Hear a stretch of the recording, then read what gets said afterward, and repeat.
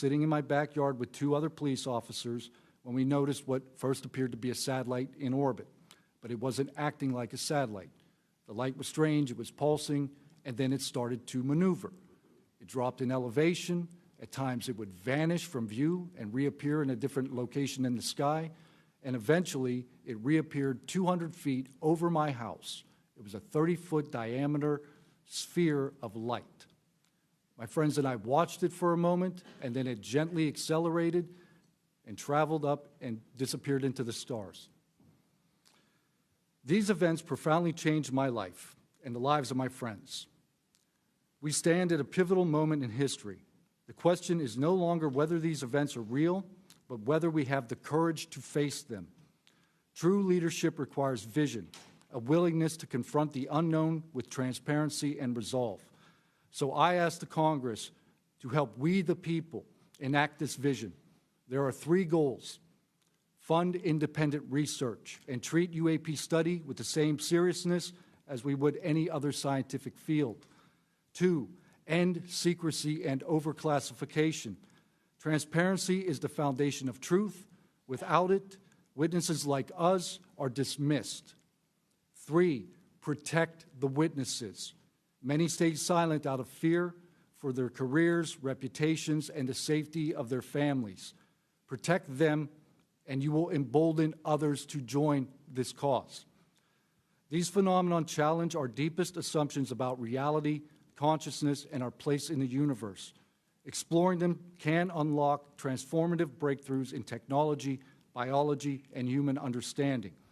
Let this be the moment when America chooses courage over fear, transparency over secrecy, and progress over stagnation. Let's show the world that our nation leads not only through strength, but through fearless pursuit of the truth. Thank you. Thank you, Mr. Nusatelli.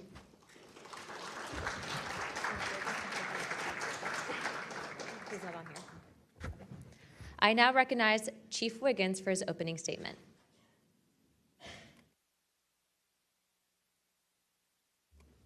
Please press your button. Thank you. Good morning, Chairwoman Luna, Ranking Member Crockett, and members of the task force and the committee.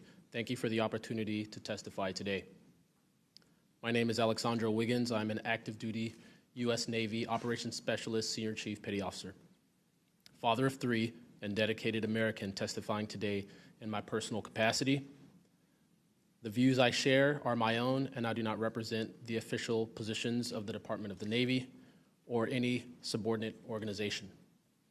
On the evening of February 15th, 2023, at approximately 19:15 PST, in the Whiskey 291 warning area off the coast of Southern California, I was serving on board USS Jackson. During that period, I moved between the Interior Communications Center, ICC-1, and the bridge wing, correlating the sensor picture with visual observations, part of my routine responsibilities for surface and air picture management. What I observed and what our crew recorded was not consistent with conventional aircraft or drones as they appear on our system. A self-luminous tic-tac shaped object emerged from the ocean before linking up with 3 other similar objects. The 4 then disappeared simultaneously with a high synchronized, near instantaneous acceleration. I observed no sonic boom and no conventional propulsion signatures, no exhaust plume, no control surface articulation on the Sapphire image system. Shortly after the synchronized departure, radar tracks dropped. These observations were multi-sensor and recorded inside of ICC-1 with time location overlay visible in our source frames that have been made public by journalists. From my experience operating in this region over many years and consistent with our public characterized encounters, unidentified objects reoccur in United States operation areas off Southern California. That fact alone does not tell us what they are, but it does argue the systematic, stigma-free reporting and for the preservation of sensor data so analysts can evaluate safe and intelligence implications with rigor. I want to underscore 3 points for the task force and the committee. Aviation and maritime safety. When crews and watchstanders observe objects that maneuver or accelerate in ways that does not match known profiles and do so near our ships and aircraft, that is first and foremost a safety issue. Standardized checklists and training should ensure we capture the best possible sensor data in real time, including IR settings, slant range estimates, and bearing and range altitude snapshots, and immediate chain of custody for any recordings. Reporting without stigma, protection without retribution. Sailors need to know that reporting UAP encounters will not harm their careers. Congress can help by reinforcing witness protection and by directing the relevant office to maintain confidential, destigmatized channels for service members who step forward with data. Declassification and transparency where possible. The task force declassification mission is directly relevant here. Where operational security permits releasing metadata preserved sensor excerpts or at least technical summaries would improve public trust and accelerate outside scientific scrutiny. That includes, when feasible, the time geo-reference IR frames and radar parameters needed for independent analysis. To be clear, I am not here to make claims beyond my lane. I am here to provide a first-hand account of what I saw, what our systems recorded, and why it matters for safety, for intelligence, and public confidence. My request to you is practical. Help us capture, protect, fairly evaluate the evidence, and provide a safe pathway for those in uniform to report it. In closing, I want to thank the committee and the task force for holding this hearing and for placing this discussion in a forum where evidence can be examined carefully and openly. I appreciate your attention and stand ready to answer your questions. Thank you. Thank you, Chief.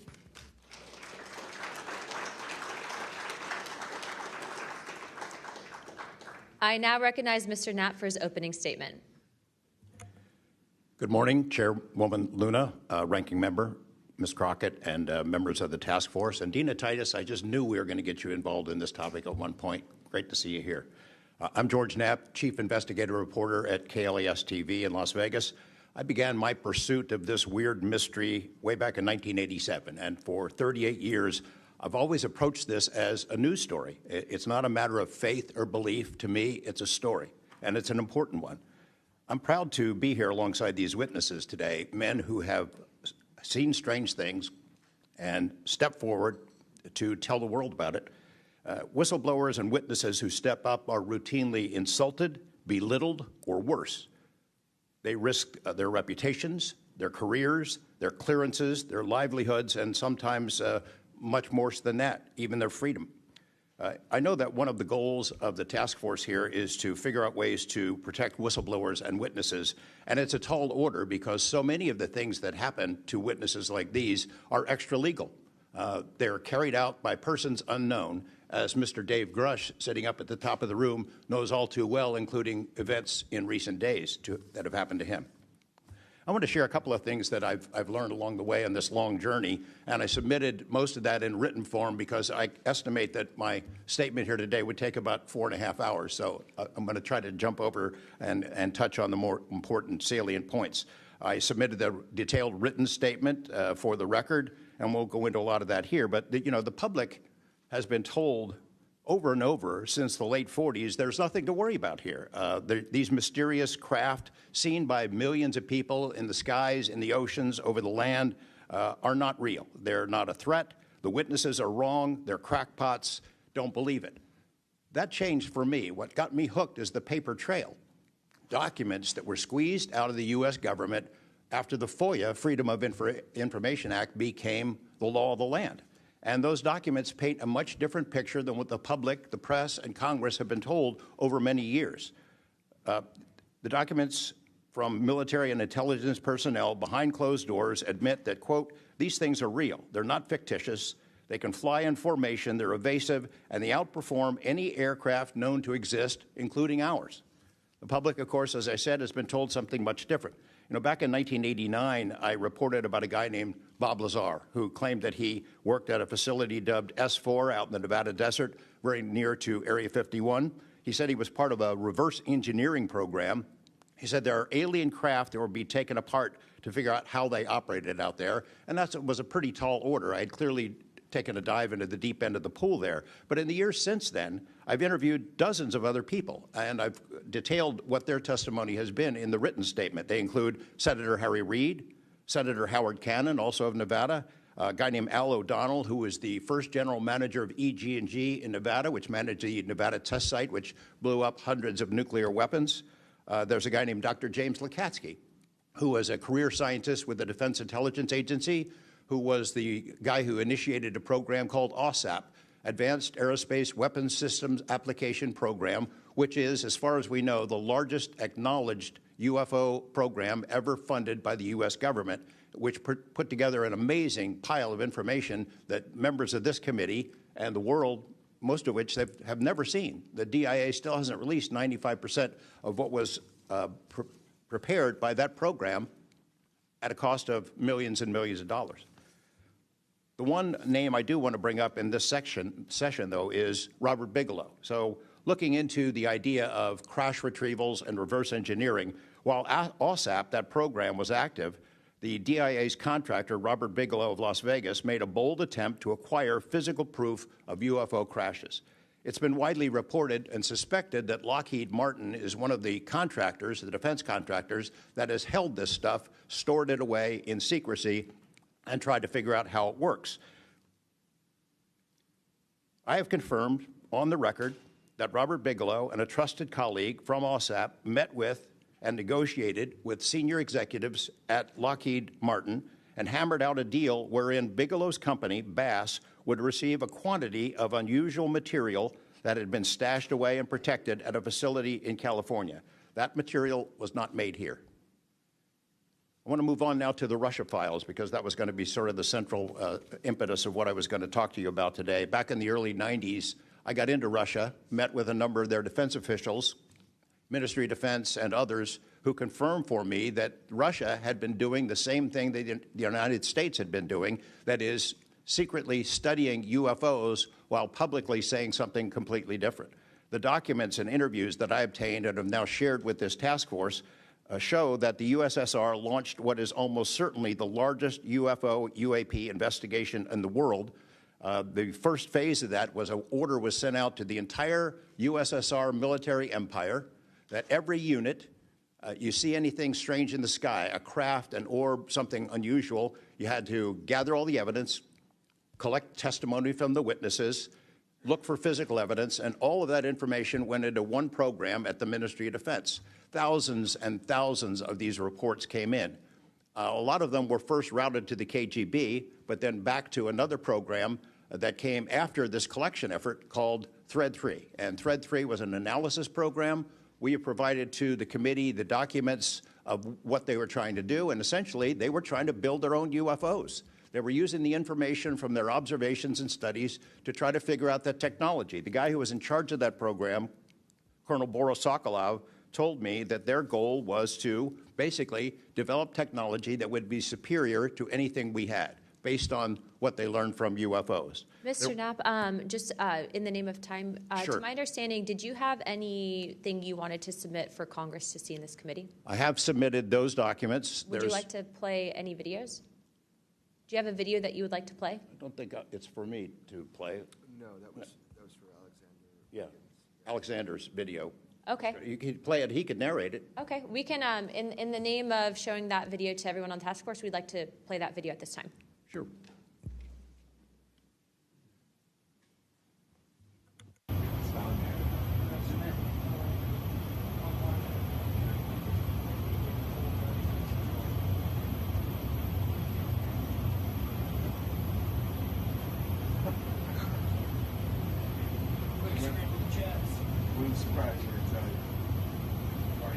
Deploy the VVSS team. Yeah, like 22,000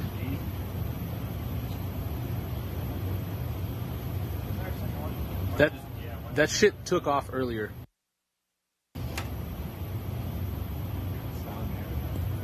If we can get rid of the audio real quick.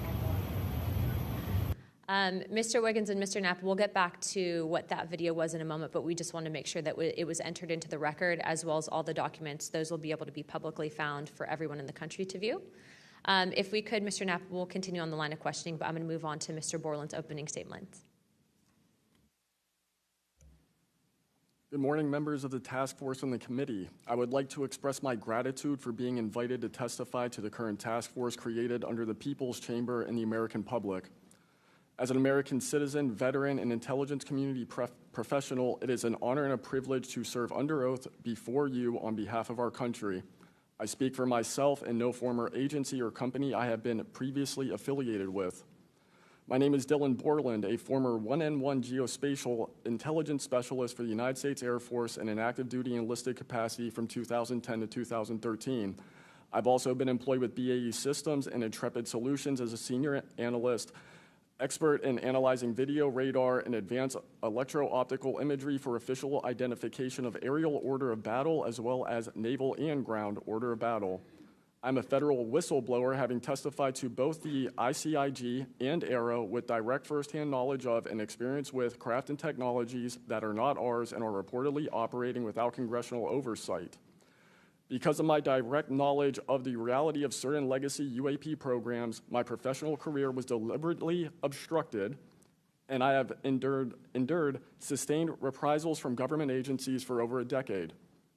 From 2011 to 2013, I was stationed at Langley Air Force Base, Virginia, conducting 24-hour operations via manned and unmanned aerial vehicles for Special Operations Forces in the global war on terror.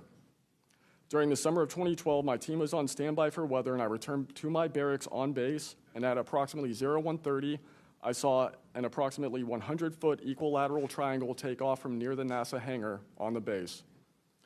The craft interfered with my telephone, did not have any sound, and the material it was made of appeared fluid or dynamic. I was under this triangular craft for a few minutes, and then it rapidly ascended to commercial jet level in seconds, displaying zero kinetic disturbance, sound, or wind displacement. Some years after that experience, I was further exposed to classified information from the UAP legacy crash retrieval program through a sensitive position I held within a special access program. During this time, intelligence officers approached me in fear for their own careers, citing misconduct within these programs and similar retaliation that I was already enduring at this time. These issues include medical malpractice committed by Veterans Affairs staff, denial of work I performed while enlisted in the United States Air Force, forged and manipulated employment documents, workplace harassment, including colleagues being directed to not speak with me, manipulation of my security clearance by certain agencies, blocking, delaying, and ultimately removing my ability to be employed within the IC. The retaliation I face and the retaliation against individuals I know who worked in these programs is what convinced me in March 2023 to become a whistleblower. I came forward out of concern for people's lives and to ensure I did everything I could to let our elected representatives know the truth about what is really happening in the executive branch. At the end of March 2023, I agreed to meet with ARROW following the suggestion of other federal officials believing it was what our nation required of me.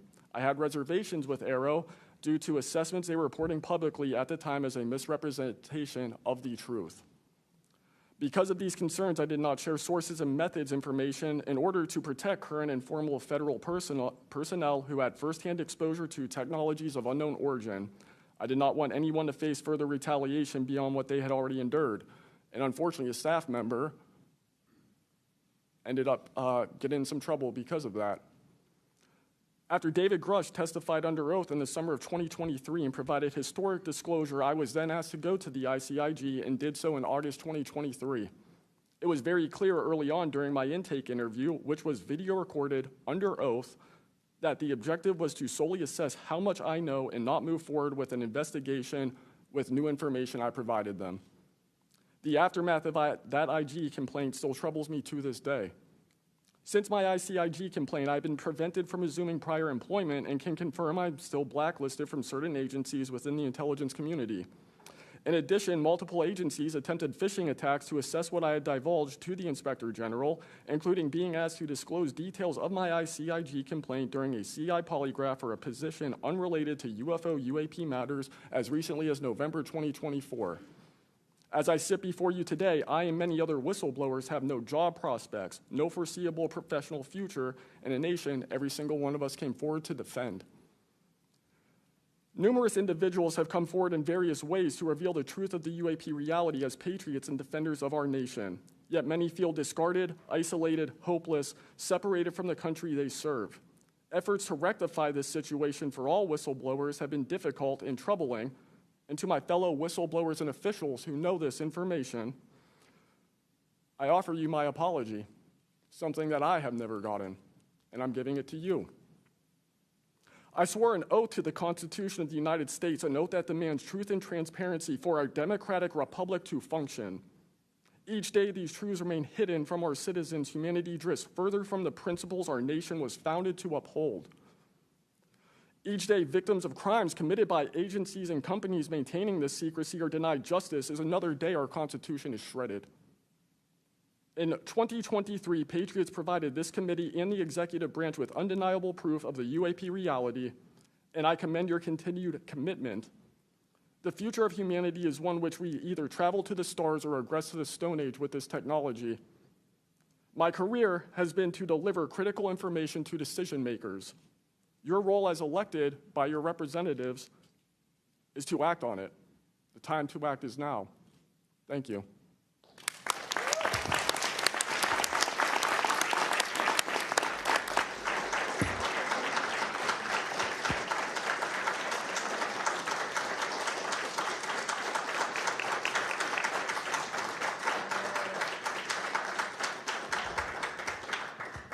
Mr. Borland, thank you for your service to our country, and we appreciate you. And we are sorry about how you've been treated, and we will make sure that we try to rectify that situation. Thank you, ma'am. Mr. Spielberger, please, your opening remarks. Chairwoman Luna, Ranking Member Crockett, and Task Force members, thank you for the opportunity to testify here today about the importance of strengthening whistleblower protections, especially in the context of national security. I am a senior policy counsel at the Project on Government Oversight, a nonpartisan independent watchdog organization that investigates and exposes waste, corruption, abuse of power, and when the government fails to serve the public or silences those who report wrongdoing. Whistleblowers are the first line of defense to root out waste, fraud, abuse of power, and corruption in our government. Congress relies on whistleblowers so that it can fully exercise its oversight and legislative authorities. It's understandable that former presidents of both parties have often taken a hostile approach toward whistleblowers. Their disclosures can embarrass the president and their political party or even lead to a national scandal.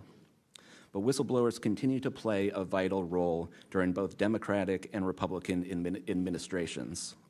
They help Congress and the public identify and understand what government corruption looks like. Their disclosures fuel investigations and allow us to address wrongdoing and hold those responsible to account. That's why historically there's been a strong bipartisan consensus in Congress to support and protect whistleblowers. Doing so protects the country and ensures our government is more responsive and accountable to the people. National security whistleblowing in particular is a tradition going back to the founding of our country, and over time, national security whistleblowers and their disclosures have impacted some of the most fundamental issues and questions about how we wish to be governed and how our government can better serve its people. From the role the U.S. plays around the world to holding powerful actors accountable, government ethics and transparency, human rights and civil liberties, executive branch authority, First Amendment freedoms of speech and dissent, freedom of the press, and the public's interest and right to know. Despite this invaluable public service, blowing the whistle comes at great personal risk. Whistleblowers risk losing their jobs, careers, livelihoods, and reputations. They can face retaliatory investigations, lawsuits, and even serious criminal charges. And they can endure deep mental, emotional, and psychological harm. All of that risk to speak the truth, to ensure that agencies fulfill their core missions, and that they serve the best interests of the people. Those who retaliate against whistleblowers don't just violate their legal rights, they inflict real harm on our government and betray the public's trust. Targeting whistleblowers instead of the corruption they expose wastes agency resources and further allows that corruption to continue unaddressed. It can instill a chilling effect across an agency, fostering a climate of fear and distrust, quieting dissent and free speech, and deterring potential whistleblowers from coming forward in the future. Whistleblowers are often some of the most dedicated and principled public servants we have because of their willingness to put themselves on the line to do what's right. And Congress has historically supported them, again, on a bipartisan basis, but unfortunately, whistleblowing has increasingly become more politicized, with support for whistleblowers often hinging on which party is in power and which party is politically inconvenienced by the misconduct being exposed. But to be clear, targeting whistleblowers individually risks undermining whistleblowing, period. Pogo advises members of Congress on both sides of the aisle to focus on the evidence, not the individual. We will always need whistleblowers to achieve the government that best serves its people, because when people of conscience, integrity, and good character refuse to speak up out of fear, complacency, or self-preservation and leave corruption to fester behind closed doors, that is probably the most dangerous risk of all. If we are serious about increasing government transparency and restoring the public's trust, we need public servants committed to the truth. Whistleblowers need safe and effective channels to make lawful disclosures. They need stronger protections against retaliation, and when they do face retaliation, they need a fair shot to be made whole. Congress has made strides to pass whistleblower legislation, and these laws need to be updated and expanded so that whistleblowers truly receive the protections they need, retaliators are held accountable, and we can achieve the type of government the people deserve. We strongly urge Congress to continue its historic tradition of championing the rights and protections of all whistleblowers. Thank you again for the opportunity to testify here this morning. Pogo is committed to working with you and the Oversight Committee to address these critical issues. I look forward to any questions. Thank you, sir, very much. Additionally, without objection,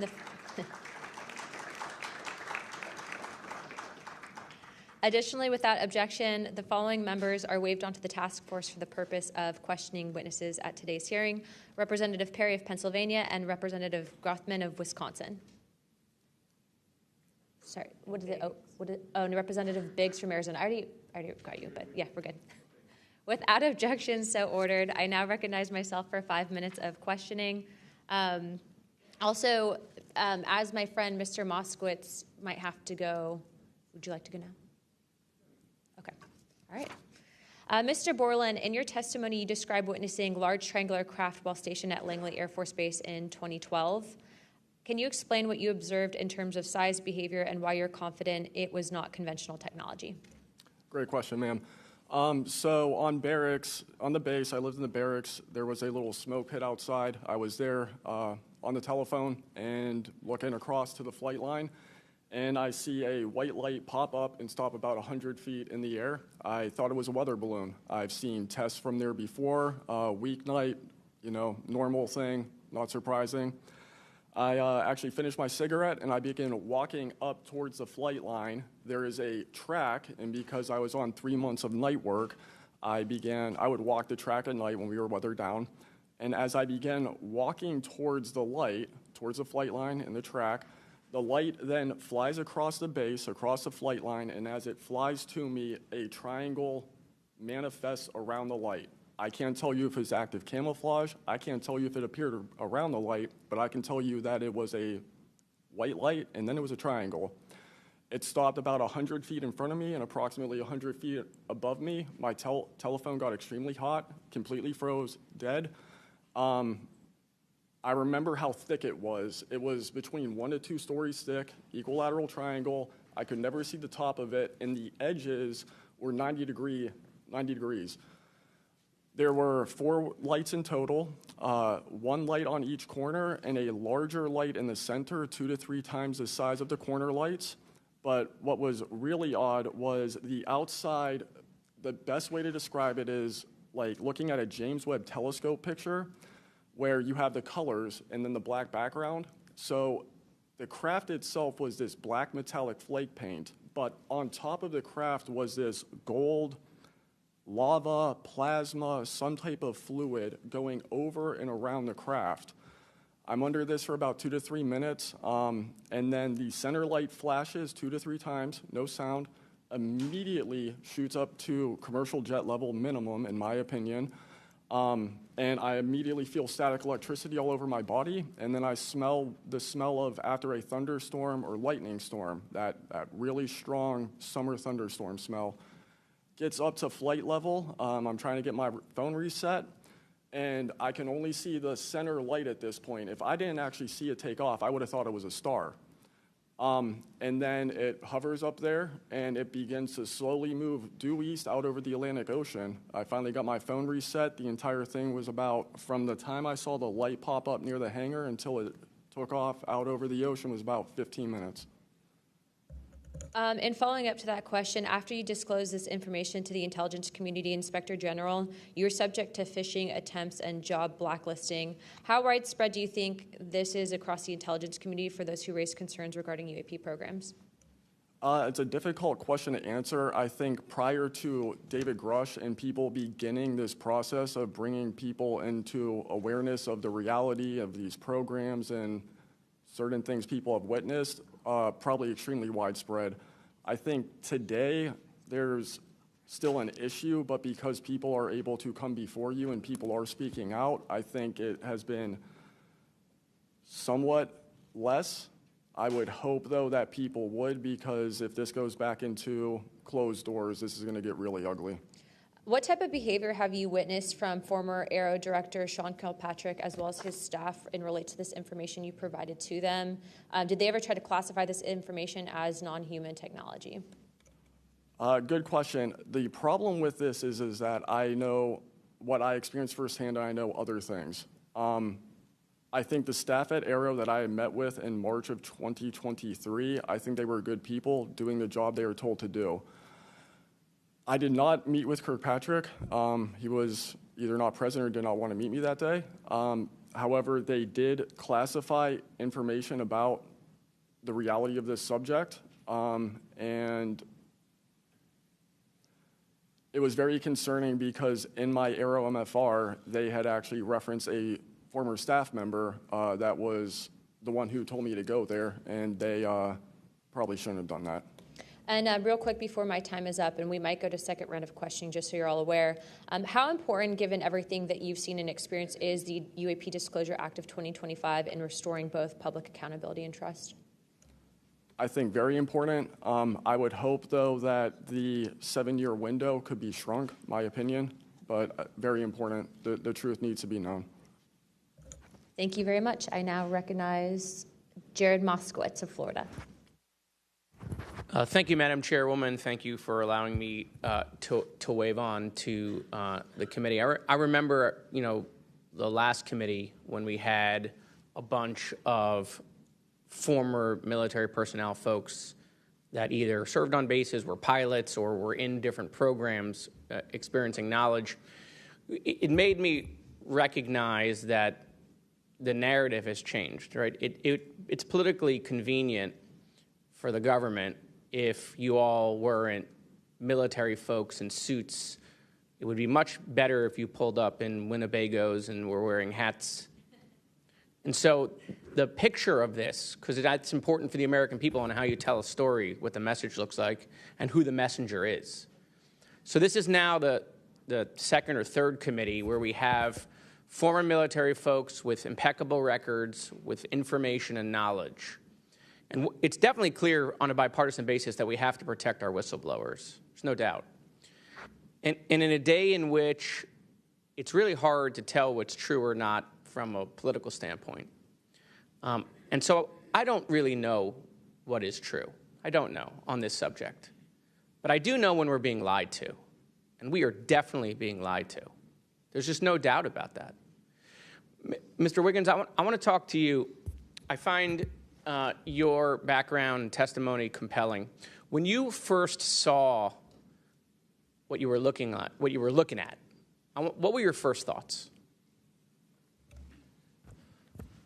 My first thoughts were, I think everything that I was told and taught as a kid and as growing adult no longer, was applicable. If I'm able to see something that I thought defies gravity in such a way, then what else could be possible? That was my first thought. So did you think what you were looking at was a weapons program that you were unaware of, or did you think what you were looking at was obviously some extraterrestrial piece of technology? Neither one of those crossed my mind. It was just. How about now? What do you think it is now? I'm not the expert. I think it. I want to be as skeptical as everyone else and just hope to know the information. Anyone in the U.S. government tell you what you were looking at to try to dissuade you from what you thought it was? No. So no one was like, oh, there was some anomaly with the technology. No one from the government did that? No one. How do you think you were treated when you reported this information or have talked about, the Tic Tac video is well out there. It's well reported. How were you treated? I've had no pushback at all. I haven't had anyone reach out to me or try to, dissuade me in either direction, militarily speaking. So I was treated fair, and I appreciate the Navy itself with assisting me with coming here to being able to testify. That's good. So what do you think the American people should take away from watching your video, right? Because when we watch it, obviously, right, we've never seen anything like that. It defies what we know to be technologically possible. What are we supposed to think? Someone's lying about something. Someone's hiding something, right? That's not normal what you looked at. I think what the American people should think when seeing that video, along with others before me, is that there is something out there, and we should know as the people what it is. Right, and so let's eliminate possibilities. So they didn't come to you and say there was a technological error with what you were looking at. So we put that aside, right? They didn't say it was broken. So we look at that and we see something. So it's either a weapons program being reverse engineered by our governments or other governments, or it's nobody's government, and it's not from here. Those are it. You agree with that assessment? I agree. One or the other. Mr. Borland, when you first experienced what you were looking at, what did you do next? Like, what was your next step after it had passed and you were done? I actually kind of laughed to myself and said, okay, so this exists as well. Worked in enough programs, been exposed to enough that I was like, okay, so this is a real thing. I went back, walked the track, talked with a couple of my friends about it. I did talk with some of my coworkers, one in particular, which I thought was a joke, and it definitely wasn't, was like, you probably should never say this to anybody. And then what happened to me happened, so. What about you, Mr., how do you pronounce your last name? Nusatelli. Nusatelli. And sorry, I know I'm running out of time, Madam Chairwoman. So obviously your incident happened well before we could record things on cell phones and things of that nature, right? What did you do when you first experienced? Because what you saw, right, you saw it happen like right out of your base. Correct. So tell me what you did after you saw that. What was like your next move? And I want to hear what your experience was. My next move, I went into my house after it left. I made sure no one had been abducted, and I picked up the landline. I called the Security Forces Command Center. I reported it. I requested that they give me a call back and make notifications up the chain of command. I got a call back in about 15 minutes. They reported that the weather station reported no balloons or aircraft, nothing on radar, no aircraft inbound or outbound. So I got that notification. And then within the following day or two, me and the other witnesses wrote statements. We prepared a report, and then we filed all that information. Madam Chairman, thank you for your indulgence in my questioning, and thank you for continuing to lead on this subject. What do you and your friends think about it today? You all have talked about it. Yeah. I mean, so what do you think about your experience as a collective group? That'll be my last question, Madam Chairwoman. I mean, we've been talking about this for 20 years. We don't know what we saw. What we saw changed our lives and the way we think about everything. It was incredibly profound. The object I saw, I don't even know if it was an object. It was a light. It was an orb. It didn't look like a craft, but it did look solid. And that's what we talk about. We noticed the object, and this was a pattern across all the encounters. Someone would see a light. They would pay attention to the light. And then the object responds. It performs for you. And then they come down and they investigate you. So it's almost like they're curious. So that's the thing we primarily talk about. Why did it come after we noticed it? Maybe it noticed us after we noticed it. You're welcome. I now recognize Representative Mace for 5 minutes. Thank you, Madam Chair, and I want to thank all of our witnesses for being here today. Mr. Borland, I'd like to start with you and ask a few questions. Were there any other witnesses when you saw the equilateral triangle? Were there other witnesses that saw the same thing? Not to my knowledge, ma'am. At that point, the only people that would be awake is those of us that were doing operations for the GWAT and then security forces. So not to my knowledge. And do you think that, in your opinion, that the equilateral triangle was the U.S. government's technology? I did once upon a time, but knowing what I know now, I'll have to answer that question in a skiff probably. Well, my next question is, you teased us, so knowing what you know now means what? I know enough to know that if you want an answer to that question, go to Arrow. They have the answer. Do you think it was a foreign government? I do not, no. And Arrow is supposed to be disclosing. The last time I was in a skiff with Arrow, they said they were going to be doing disclosures. Had they been doing much of that? I don't have an answer to you you. I don't know. I know what Arrow reports publicly, and I know what I've been through. Yeah. And some of this stuff can be, I think, debunked, right? Sometimes there are weather balloons that look kind of a little funky, or drones or whatever, depending on the angle, direction, speed, et cetera. Are you scared for your safety? That's a complicated question.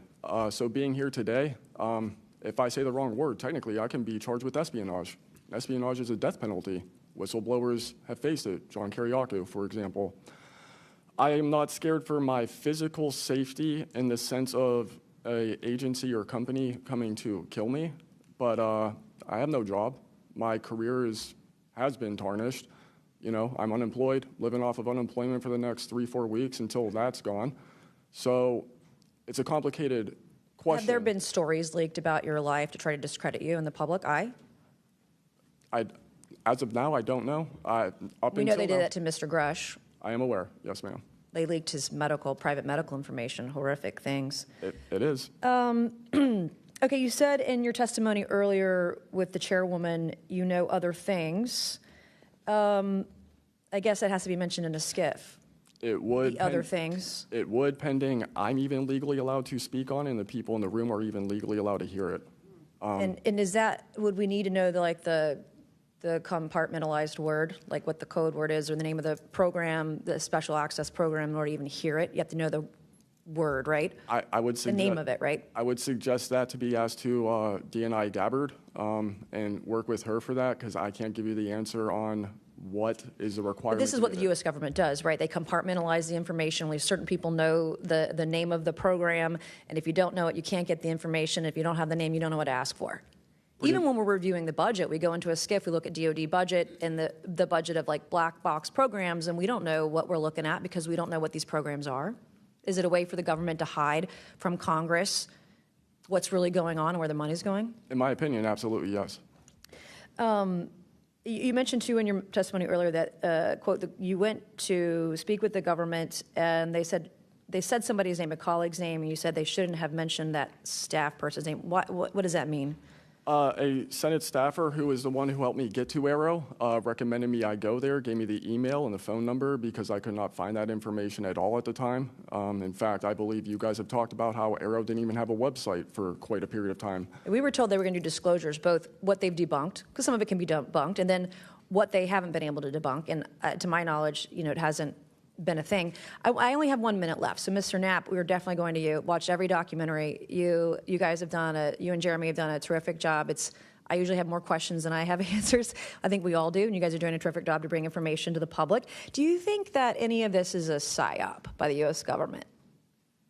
Entirely possible. I mean, our government and other governments have admitted that they've tried to use UFOs to cover secret projects, but I think they also do some reverse engineering of those claims. So years after people start seeing UFOs over Area 51, for example, they come up with the story, oh yeah, that was, we planted that story. So I read in a major newspaper just a couple of weeks ago, they planted this story. An Air Force colonel went out into the desert, went to a bar at Rachel, and gave them some fake UFO photos, and that's how the whole story about Area 51 started, which is preposterous. Yeah, and I didn't even get to the crash retrieval program stuff yet, Ms. Chairwoman. There's just so much. Okay, thank you so much for your time today. I wish we had more time. Thank you, Madam Chair.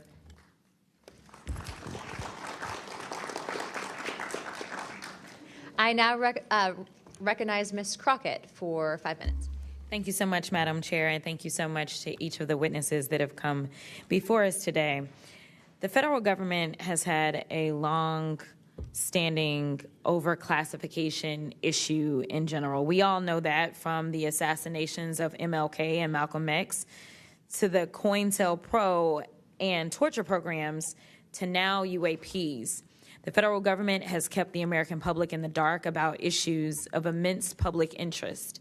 The federal government has routinely made excuses for failing to provide transparency to the public, the most common of which is national security concerns. Mr. Spielberger, can you provide an example of when national security was inappropriately used as a pretext for classification? Congresswoman, probably one of the most infamous examples of that is the 9/11 Commission that found that overclassification was a key factor in the failure to adequately prevent the attacks of that day. In addition to that, what lessons from these oversight failures should guide Congress in approaching UAP oversight? Generally speaking, we would advise this Congress to ensure that agencies adopt a general policy in favor of disclosure instead of a knee-jerk needing to overclassify information and documents. We should ensure that when information is classified or deemed sensitive, it's only for legitimate national security and privacy concerns. And we would recommend adding additional factors to the considerations of cost, value, and certainly to the extent that it's critical for the public interest and the public's right to know, especially when we are talking about these very serious national security concerns and implications. Can you speak to how whistleblowers have historically helped Congress uncover the truth in other areas and how that might apply here? Absolutely. So again, Congress has always relied on whistleblowers coming forward and making disclosures in a number of different issues across different agencies, anything from national security to airline safety, railway safety, environmental concerns, workplace health and safety, a lot of issues coming out of the COVID pandemic, for example. Whistleblowers have come forward with important disclosures on just about any critical issue affecting our government and affecting the American people, all of which have grave implications for the rights and protections that we have and how we live our lives in communities across the country. How important is it for whistleblowers to have strong protections when it comes to UAP-related disclosures or disclosures of other topics of excessive government secrecy? It's absolutely vital. This has been one of the disappointing failures of doing this work, of advocating for stronger whistleblower protections. We recognize the invaluable public service that brave whistleblowers play in coming forward, again, taking all of these risks that we've heard about just to speak the truth, to get important information out in the public consciousness, but they can only do so when we have safe and secure channels for reporting, when there is trust in the independence of agency watchdogs like inspectors general, like the Office of Special Counsel, like the Merit Systems Protection Board that play critical roles in investigating whistleblower disclosures and enforcing the protections of whistleblowers, all of that is essential to allow whistleblowers to keep coming forward and playing these incredibly important public roles. Thank you so much. Let me just say this. People look at Congress, especially now, and they see a lack of unity. They don't see the ability for us to come together really on much of anything. I will say that I do applaud the chairwoman and the work of this committee because for once I feel like we are focusing on governing, which should be about transparency. The reality is that we cause more harm than good when we allow a lack of transparency to fester. It allows for all types of conspiracy theories instead of us actually making the investments that we need to make to get the information and actually provide it to the American people. The reason that I wanted to focus on making sure that we answer some questions specifically around the protections of those that are willing to come forward is because the only way that we can make this government actually work for all of us is if no matter where you are in this federal government, you feel as if you are safe when you come forward with information of any issue. And so I do want to thank you for all of your stories. The reality is that we only get 5 minutes, and the vast majority of everything that you have to say cannot be contextualized within 5 minutes. But I know that my colleagues are going to get to kind of pulling some more of that out. But again, I really just want to thank you for your courage in this moment, and thank you for your service to our country.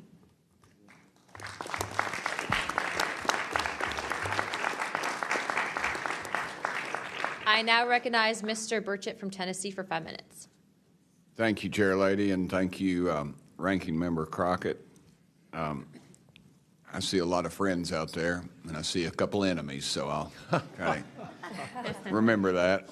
But it's a pleasure being here. I want to remind people, too, this thing is an ongoing deal. We're not going to get this overnight. We've been fighting this battle, some of y'all, for 30 years and maybe longer. I hope we just keep focused on what we're trying to get to is total disclosure. We get a little wrapped up in a lot of things, but the government has something, and they need to turn it over to us. We pay their dadgum salary, you pay our salary, and you ought to get more out of us than you do. And that's what disgusts me about this whole thing. I think they're just trying to run the clock out on us, really. They'll poke us a little, and they'll make jokes to us and try to pull us off the target, but I think we know where we're at, and that's why they're firing at us, because we are over the target. My first question is, Mr. Knapp, I recently introduced the UAP Whistleblower Protection Act to help provide whistleblower protection to federal personnel for disclosing the use of federal taxpayer funds to investigate UFOs. I still don't want to say UAPs. How can Congress further increase whistleblower protections? I think you got to unleash the dogs and go track down the money and where it goes, because a lot of this stuff has been moved out of government. Sure. As you know, Rep. Burchett, it's been given to private contractors who stashed it away. They've had it for so long that there's nobody left inside government, or very few, who know where it is. And they do that to keep us from FOIA, correct? Yeah, it's to keep it from FOIA. And I think that the contractors who've had this stuff for a very long time set their own standards about who is allowed to know what. And it's a very small group that ever cracks that. I think Representative Luna has been looking at the use of classifications to hide things. I'm not sure that even this committee getting security clearances that should allow you to see this stuff would allow you to follow where it really goes. I worry about the people that are looking at it and don't even know what they're looking at. I mean, it's gone through so many, since Roswell, for instance. I mean, you think there's nobody even alive that was around any of that stuff. Yeah, so. I don't think they've made much progress from the people that I've talked to. I don't think they've made much progress in learning that technology. Might have made some, but you wonder, the implication is tic-tac. Oh, yeah, that's ours. What flew over Washington, D.C. in '52, is that ours too? When are you going to break that out? You guys authorized tens of billions, hundreds of billions of dollars on weapon systems that can't do half of what we've seen UFOs do. So when do they break this out if it's really a classified project could change the world? I don't think they've made much progress, and I think they've been lying to us and to you and the rest of the world, and they're still doing it. Yes, sir, I agree with you. How did you manage to obtain the classified Russian UAP documents, and how did you get them back in the United States? Well, I met this Russian physicist who was in the United States lecturing. And I want to clarify that. I can't even take a thing of honey home on my airplane when I fly back to Tennessee. Yeah, so I did something pretty dumb. And I'm bitter about it, but go ahead. I did something kind of dumb. I met with these officials who, you know, during that time period, glasnost, perestroika, the Russians were trying to open up to the world, and I saw it as a window of opportunity, and it was. And we were able to talk these folks into providing us information that otherwise we would never have seen. Some of that was classified. I found out that they only stamped the top pages of these documents that were classified, so I just removed them. I removed those pages, and I carried them out. And if they'd caught me, I'd be in a gulag still. Yeah. We'd be saying, what happened to George Knapp? Oh, yeah. What happened to the Russians that came forward to you in 1993, and were there any repercussions for them? Well, there were. The first thing that happened when I talked about this after getting back and going through the files and things and sifting through it, the Russian physicist who had helped us be introduced to all these people wrote back and said there was a huge eruption, that there was the real right, far autocratic forces that wanted a return of the USSR had really go after these guys. They described them as traitors. Nikolai Kapranov, the physicist friend of mine, said, look, if this had happened 5 years earlier, we would be in prison. If it had happened 10 years earlier, we would have been shot. Right. Luckily, at that point, Putin was not in power, but none of those people that we talked to on that trip in 1993 would ever talk to me again. I went back in 1996, and it was like I had the plague. I spoke to different people, but they were scared.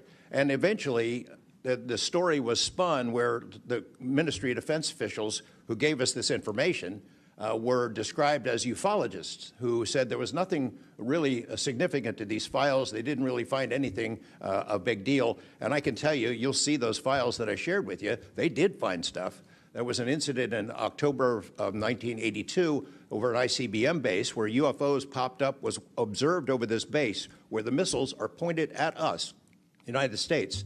These UFOs perform incredible maneuvers. They split apart, they fuse back together, they'd appear and disappear. And right at the end of this 4-hour period, the launch control codes for the ICBMs lit up.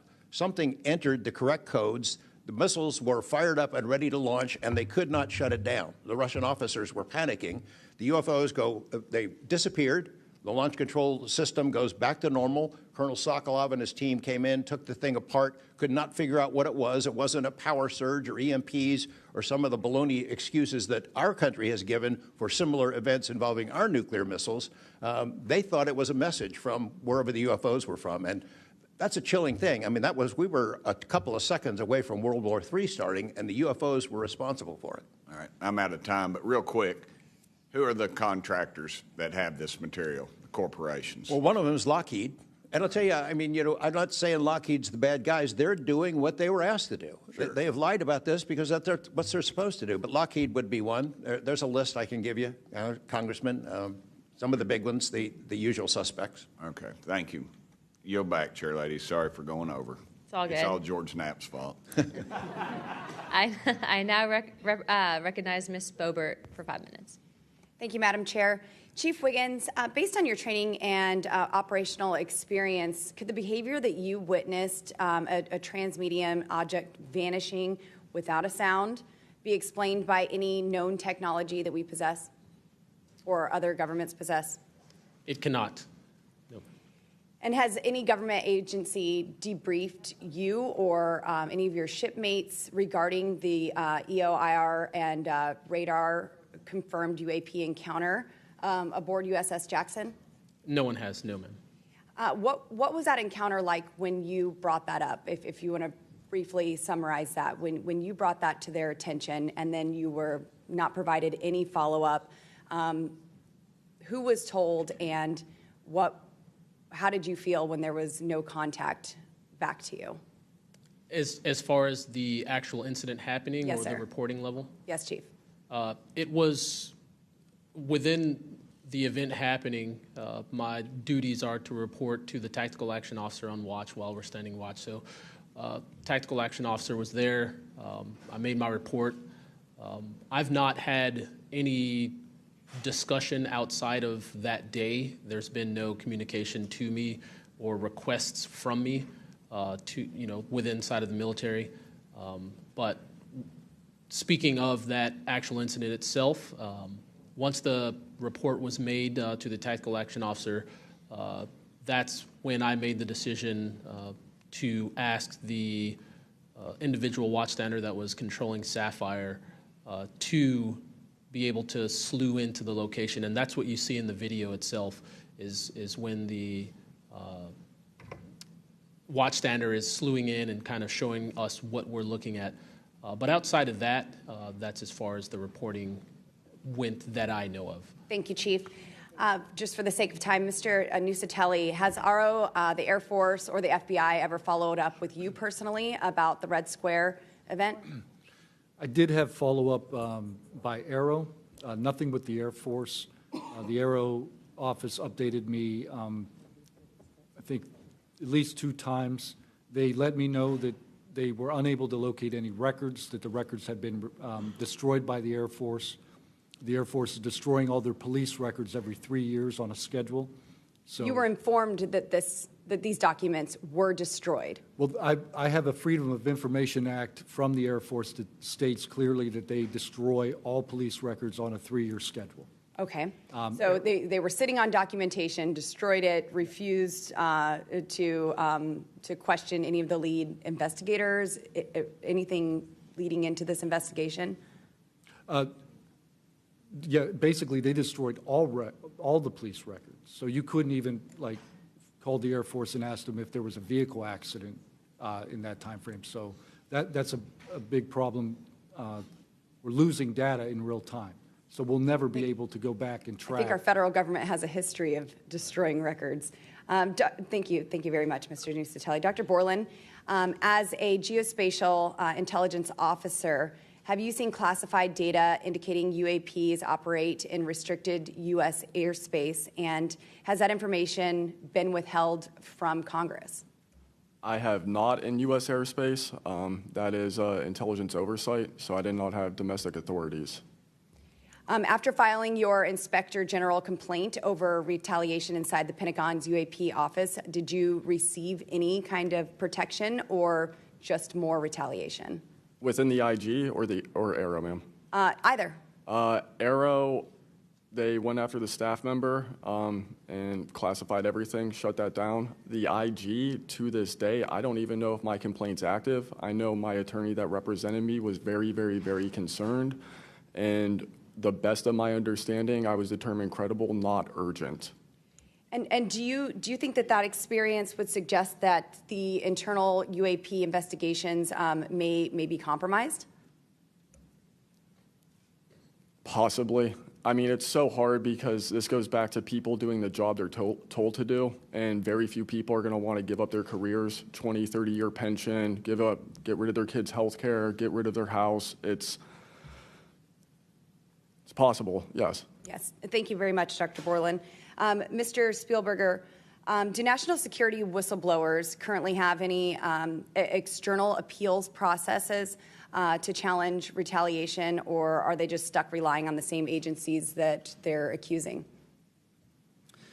Congresswoman, this is one of the biggest concerns that we at POGO have, basically around the independence of investigations and accountability for retaliation. Basically, yes, national security whistleblowers have to rely on internal administrative processes that go through agency inspector generals. There are some differentiations, but the bottom line is that they are forced to rely on protection from the same agencies and people who they are alleging retaliated against them.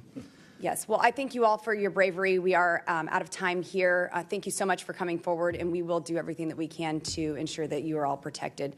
Thank you for trying to bring truth and transparency to the American people. Madam Chair, I yield.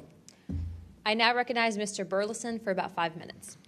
Thank you, everyone. It takes such great courage to come forward, and we acknowledge that, and I hope that you see that we are taking that seriously. And so very thankful for what you're doing today. I'm also very thankful for previous witnesses that have come forward. I see Matthew Brown in the audience. He courageously stepped forward and was as a witness. I encourage everybody to look and seek his testimony. I want to thank the people that came in our first hearing: Ryan Graves, David Grush, David Fravor. And in our second hearing, Admiral Gallaudet, Lou Elizondo, and Mr. Gold. And the many others that have come forward. We hear you, and it's time that we, enough is enough. It's time that we take action. Look, I'm not jumped to the conclusion that I believe that there are, aliens coming from another planet. But I'm open to that.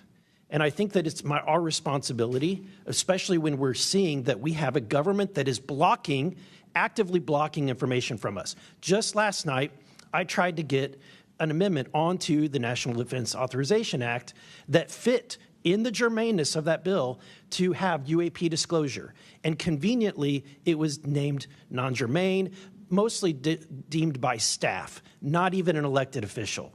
This is the kind of stuff that we repeatedly see. Last year, we were blocked by someone in House administration from being able to receive a full briefing from Arrow. So not an elected official, but someone in staff blocked us. And I've had it. Enough is enough. I want to cue up a video that I've been given. And as before it starts, I'm going to describe. This was taken October 30th of 2024. This video is of an MQ-9 drone tracking an orb, or this object, off the coast of Yemen. You'll see that another MQ-9 launched a Hellfire missile. That you cannot see that drone, and so I'm not going to explain it to you. You'll see exactly what it does.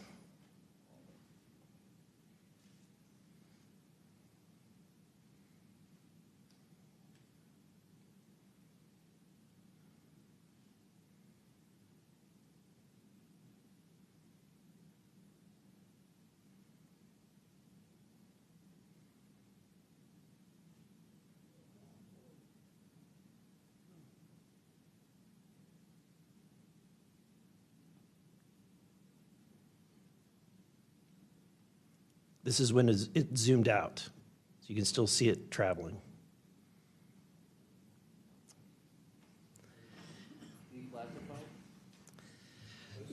So, Mr. Knapp, have you heard about events like this occurring, and what information might you have? I have heard about events like this. I have heard about this event. Jeremy Corbell and I talked about it in one of our episodes a while back. We did not have the video, though. There are servers where there's a whole bank of these kind of videos that Congress has not been allowed to see, that the public hasn't been allowed to see. Occasionally, some of that stuff gets out in the wild, and it comes our way.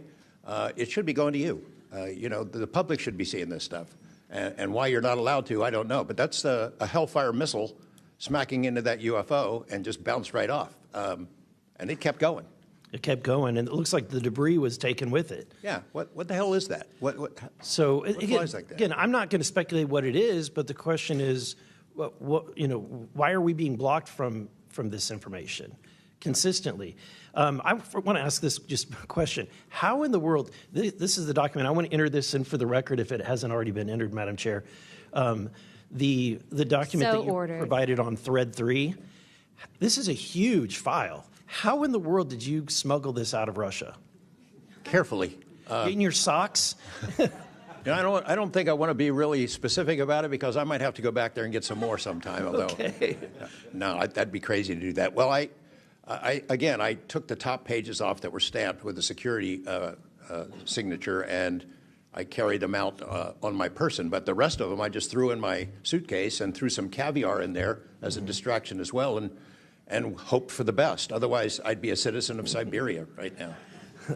And you had you reported James Lakatsky came to you with government possession of NHI craft and how they ultimately gained entry. Can you testify to the veracity of that claim? Dr. Lukatsky is an honorable man who served most of his career with the DIA, a very trusted, high-level rocket scientist and intelligence analyst who inspired the OSAP program, as I said earlier. And in full disclosure, I've co-written 2 books with him. He dropped this on myself and our other co-author out of the blue. And it took 14 months for us to get DOPSR approval for him to release 2 sentences on that. He said this craft, we had managed to get inside of it. It had no wings, no rotor, no tail. It had no fuel tanks. They didn't know how it flew or how it was operated. It clearly looked like it was aerodynamic, but he would not go further. He's a by-the-book guy, and until he gets clearance to say more about that, I don't think we're going to hear much more. But it's not ours. It wasn't ours. We didn't make it. We didn't know who made it and how it was built and how it operated. We've got at least one.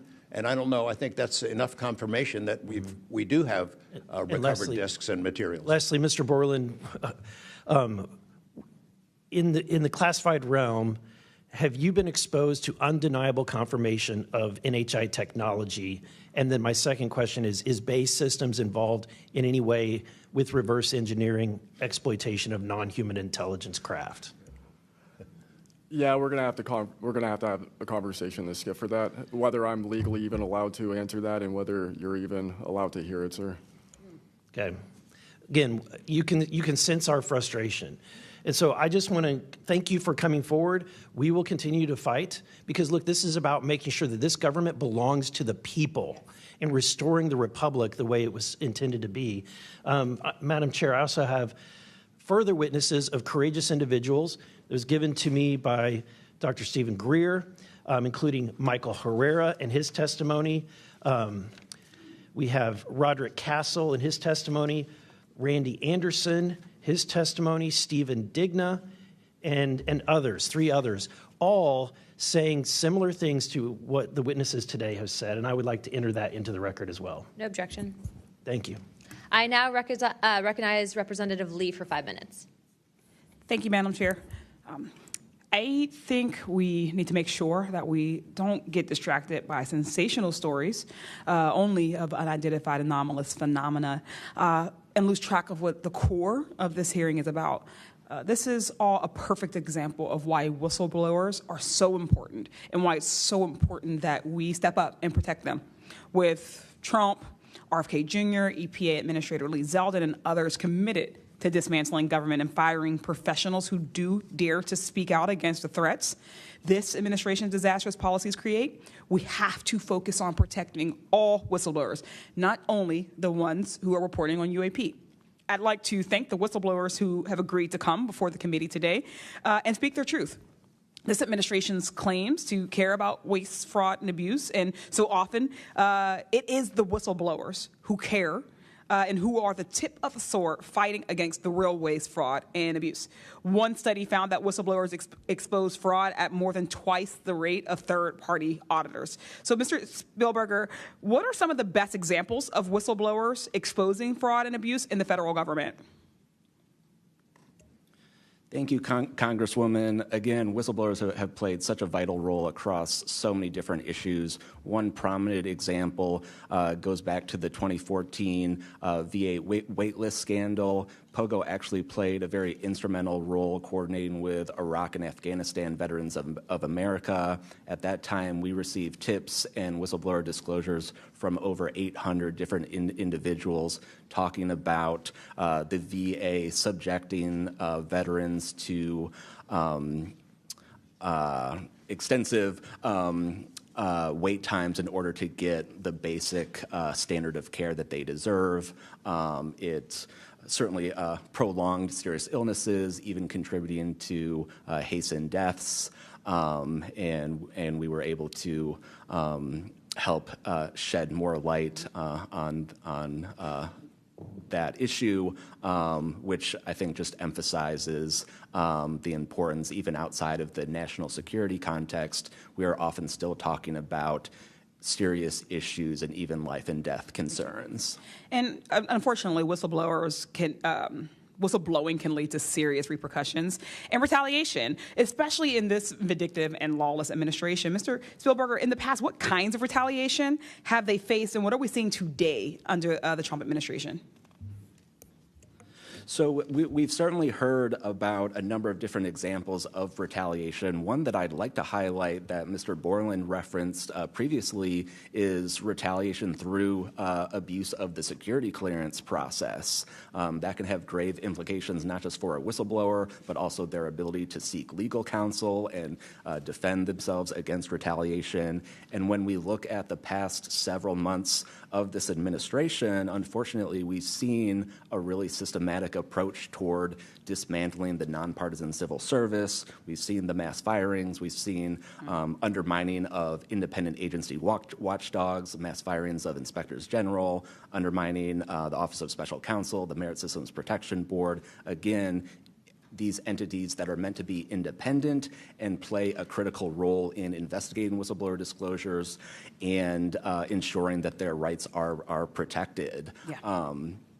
Thank you. In 1989, Congress passed the Whistleblower Protection Act and then broadened it again in 2012 to ensure that federal workers could feel free to come forward to their elected officials. And it's a good thing we did because whistleblowers have played a more important role than ever since Trump has taken office.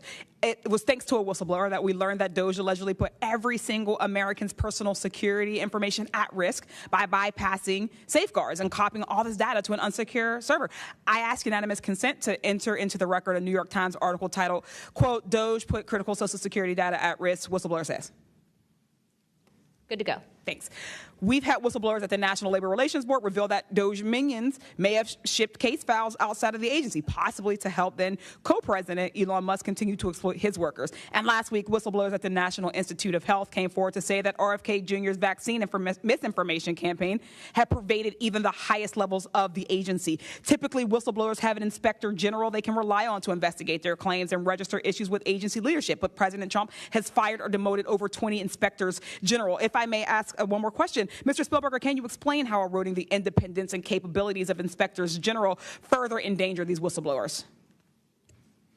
Absolutely. So again, whistleblowers already face incredibly great challenges in coming forward under normal circumstances. And when we erode these entities that are expected and required to enforce whistleblower protections, fairly investigate their disclosures, it calls into question the integrity of their investigations and findings, whether they'll take whistleblowers seriously when they come forward, and whether we can trust that they will use their authority to enforce the protections of whistleblowers who do come forward, essentially whether they will continue in their role as an independent watchdog or basically become a lapdog for a current or future president. Thank you. And I will take no more liberties. I yield back. Thank you. I now recognize Mr. Crane for 5 minutes. Thank you, Ms. Chairwoman, for holding this hearing. Thank you to the witnesses for appearing. In the effort of transparency here, I got to admit to the witnesses that, growing up, I really never believed in UFOs or any of this stuff. I always thought it was a little kooky and whatnot. But, after hearing, your testimony from honorable service members, watching videos like my colleague, Mr. Burleson, just presented, I got to admit, I've become a believer. Not that I know where these things come from or, what they really are up to, but I'd like to start with asking the witnesses. Mr. Nusatelli, you were in the Air Force, right?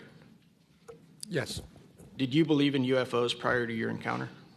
I've always been interested. Okay. Yes. Chief Wiggins, you're currently in the Navy, is that correct? Correct. Did you believe in UFOs before your encounter? I did. I'm from Las Vegas, and I've watched George Knapp my whole life. Okay. What about you, Mr. Borland? I have always been open to where facts go, so. Were you guys scared or hesitant to come forward and tell your story because of fear and believing that you might be reprimanded or ostracized from society because of your stories? Mr. Nusatelli? Yes, absolutely. I probably would not have come forward if I didn't have documentation to prove some of my story. and I also wouldn't have come forward without the people that paved the way for us in, the first congressional hearing. So, Chief, what about you? Once I got the okay from the Navy from top down, that gave me a level of relief. Prior to that, I didn't have any thought left or right of that, but thanked the Navy to give me the go-ahead, and that gave me the relief that I would not have any level of reprisal or anything happen to me. Mr. Borland, how about you? Absolutely. I mean, after I went through everything, it was pretty clear that I caused a major issue in the executive branch, so I did what I was supposed to do, and that's why I haven't spoken publicly. That's why I'm happy to be here. This is how I wanted this to be done in regards to me. Mr. Borland, why do you think that you faced reprimand and discipline for your effort to come forward and be transparent about what you saw? About what I saw is the reason why I got into what I know and has been disclosed to Aero and the IG. And I think that information, well, it was labeled an extremely sensitive national security issue. Thank you. Mr. Knapp, I've watched many of your videos on Joe Rogan and other places. One of the big questions, I think, for many of us is why do you believe that the federal government refuses to be transparent about this issue? I think there's probably multiple reasons. At the start, when these things first started invading our skies in large numbers, we were scared. It was right after World War II, and we didn't know what they were, and they didn't want to panic the public, and that was probably a good call. Over time, I think the lying sort of became institutionalized, Flights over Washington, D.C. in 1952, they're seen, they're captured on radar, jets are chased after these objects, and then we get an explanation it was a temperature inversion. And those kind of lies have been told for a long time. What was told to me by an investigator from Congress, a guy named Richard D'Amato, who was sent after this story by Robert Byrd and Harry Reid, he came out to Nevada, tried to get into Area 51, did get in there, looked around, talked to people, trying to get to the bottom of it. He believed that this program, reverse engineering, et cetera, was inside, had been moved inside these corporations. And he said, when this comes out, people are going to go to prison. And he meant people who were basically misusing legitimate national security funds, tens of billions of dollars, in order to keep this cover-up going. I also believe there's a legitimate reason for the cover-up in that there is undeniable connection of national security involved in this technology. If we are racing for it to master that technology against the Russians and the Chinese, which is what I have been told by Senator Reid and many others, then it is a race that's critical to our survival. There could be a form of disclosure, I think. Yes, it's real. It's from somewhere else without revealing all the details that would allow someone else to have an advantage in the race for this technology. Thank you. Finally, I'd like to enter into the testimony a letter I sent to the DoD regarding the case of Major David Charles Grush, a UAP whistleblower who's been extremely helpful to this committee. Unfortunately, due to his participation in the disclosure of UAP, he suffered reprisal like the removal of his clearance, denial of promotion, and loss of medical retirement. I wrote the DoD on July 24th, 2025, on behalf of Major Grush, and I'm still waiting for a reply. I appreciate any help the committee can offer to get a response. Thank you. I yield back. Without objection, we'll be following up with the DoD after this hearing. Thank you, Representative Crane. I'd next like to recognize Representative Gill for 5 minutes. Thank you, Chairwoman Luna, for holding this hearing, and I'd like to yield a minute of my time to you. Perfect. My first question is to Mr. Knapp. Mr. Knapp, how do we know that the files that you obtained from the former Soviet government are not BS and just given to you as a disinformation campaign against the U.S. government? Yeah, it's a good question. So I shared some of them with the Senate Intelligence Committee when I first got back because that was requested by the Russians who shared some of that information with me. Secondly, I gave all of that material to the DIA through BASS, the OSAP program. Sorry for the acronyms. Can you name names real quick? Sorry. At BASS or OSAP? Who did you give them to directly? I gave them to Robert Bigelow and to Jim Lukatsky. And they hired a whole team to go through them and retranslate them and analyze it, and they created a structure of how the UFO programs in the USSR and Russia were put together. They said they were real. The other person who said they were real is David Grush.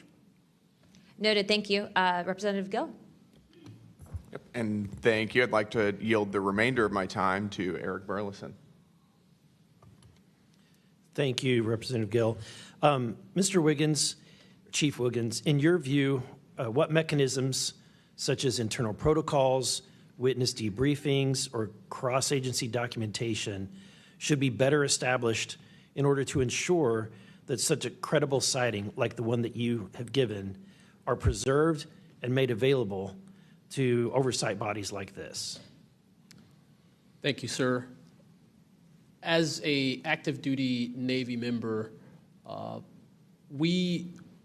mission is to carry out the ship's mission or the command's mission, and we, on a general basis, don't have knowledge of what to do when we see things like this. We just don't. We're there to do our mission and do what's told of us, right? So I think what would be important is giving active duty members a clear way of being able to report things like this to where it gets to this point, and ensuring that we have a standard level of understanding that there wouldn't be any level of reprisal or anything happening, because I've been in the Navy for almost 24 years, but what about the sailors that have been in for 2 years that experience things like this? They're not going to have the knowledge, or they'll probably be a little bit more fearful to speak up, being it that their career is just starting.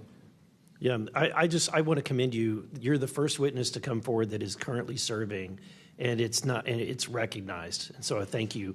And your testimony is unbelievable. Let me ask this question: are you familiar with the Witness Protection Act that Representative Burchett has filed? I'm not too familiar, sir. Anyone on the committee familiar with it? It's fantastic. It's the language that we need. It's language that will protect whistleblowers from any kind of reprisal, and yet it's again and again blocked by this body in some way. Many a times it's being blocked not by elected officials but by staff behind the scenes.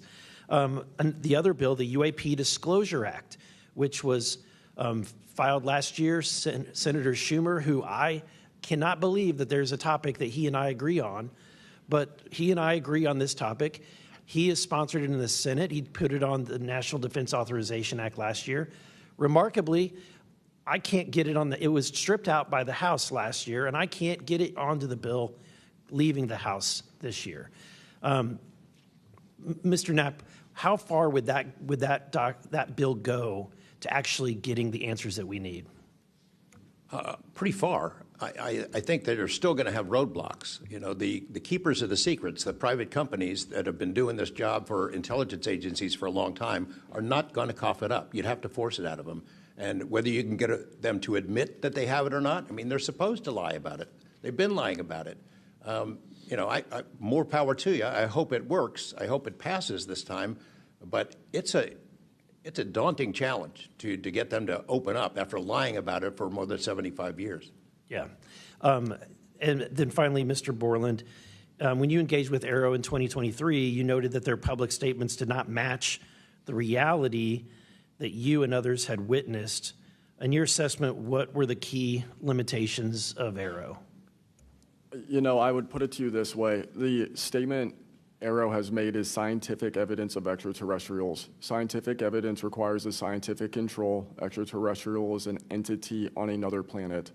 The only way to scientifically prove extraterrestrial is we have to go to that planet, acquire technology, bring it back, and compare it to what we have here. So you're saying they won't let anything out or they won't come forward unless they confirm that unless they go to the planet and confirm where its origin is? That would be scientific evidence, yes. And by that statement, Arrow found no scientific evidence of extraterrestrials is basically, I don't want to call it a psyop, but a misrepresentation, because we do have things.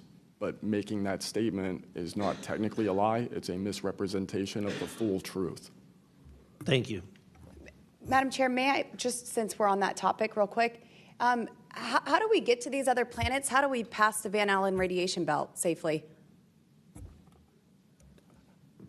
Good question for you. I cannot answer that for you.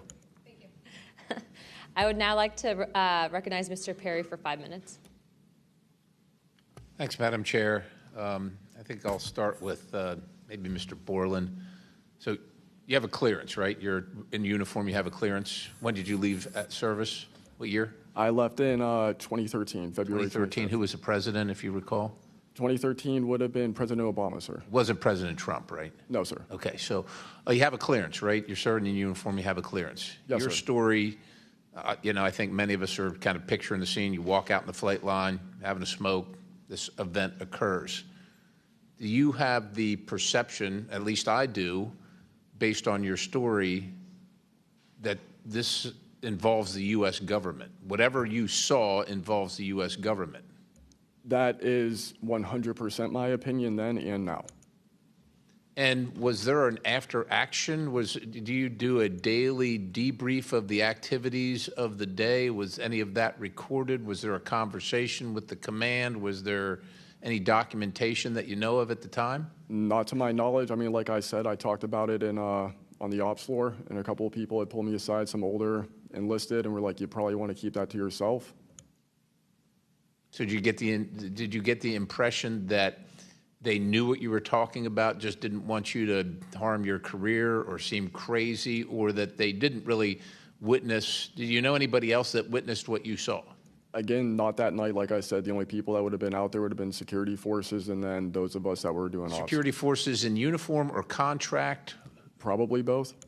Did you talk to them? Did anybody talk to them in an after action? Not to my knowledge, sir. Was there any interest in the command to determine and verify what you saw? Not to my knowledge, sir. It's unfortunate. Chief Wiggins, thank you for your service. Gentlemen, thanks all of you for your courage to be here. Your story's a little bit different. Sounds like it, well, for both of you guys, and also Mr. Nusatelli, if this were sanctioned by the U.S. government, even though you have a clearance, but it's classified above the clearance level, do you see any reason why they would allow you access, being present, viewing it, hearing it, being around it? Like, what is this, an accident? Like, does the U.S. government make these kind of accidents? They make accidents, mistakes like this? Like, we're doing this test of this new system, and we forgot these guys were standing here. Does that sound like something that the U.S. government would do? No, sir. Some of the launches we were doing were like $5 billion projects that had taken like 10 years to develop the technology. And these objects were coming right up to the launch pad. So any kind of mistake, I mean, it could cause a catastrophe. Right. So it's very confusing why these objects would be operating in and around our bases or during training exercises. So it would lend you to believe that the U.S. government had nothing to do with whatever it is you saw. Correct. They wouldn't want it there because it would potentially interrupt the proceedings at the time. Was there an after action? Was there a discussion by your command? Was there an investigation? It's pretty significant activities that you were involved in. Was there an investigation that you know of? We conducted investigations in real time. Right. And we document all the evidence. But as far as anything from higher up, I don't know if there was an investigation done. No information came down on what we should do. Were you ever interviewed at someone else's request? About that incident? Yeah, about the incident. I don't believe so. Do you think you find that odd? If something happens, you're around multi-million, maybe billion-dollar operations and launches of national security interests, very sensitive. There's an anomaly in the operation. The only person witnessed it, saw a UAP at Vandenberg at that time frame, that was interviewed was the one that witnessed the thing land. Why wouldn't, well, I don't know why I'm asking you, but it seems to me that we would want to interview everybody associated, even not associated, to find out if they were associated. Chief Wiggins, how about you? Was there an investigation? Was there an after action? Was there documentation on the incident that you were privy to? No, sir, not that I know of.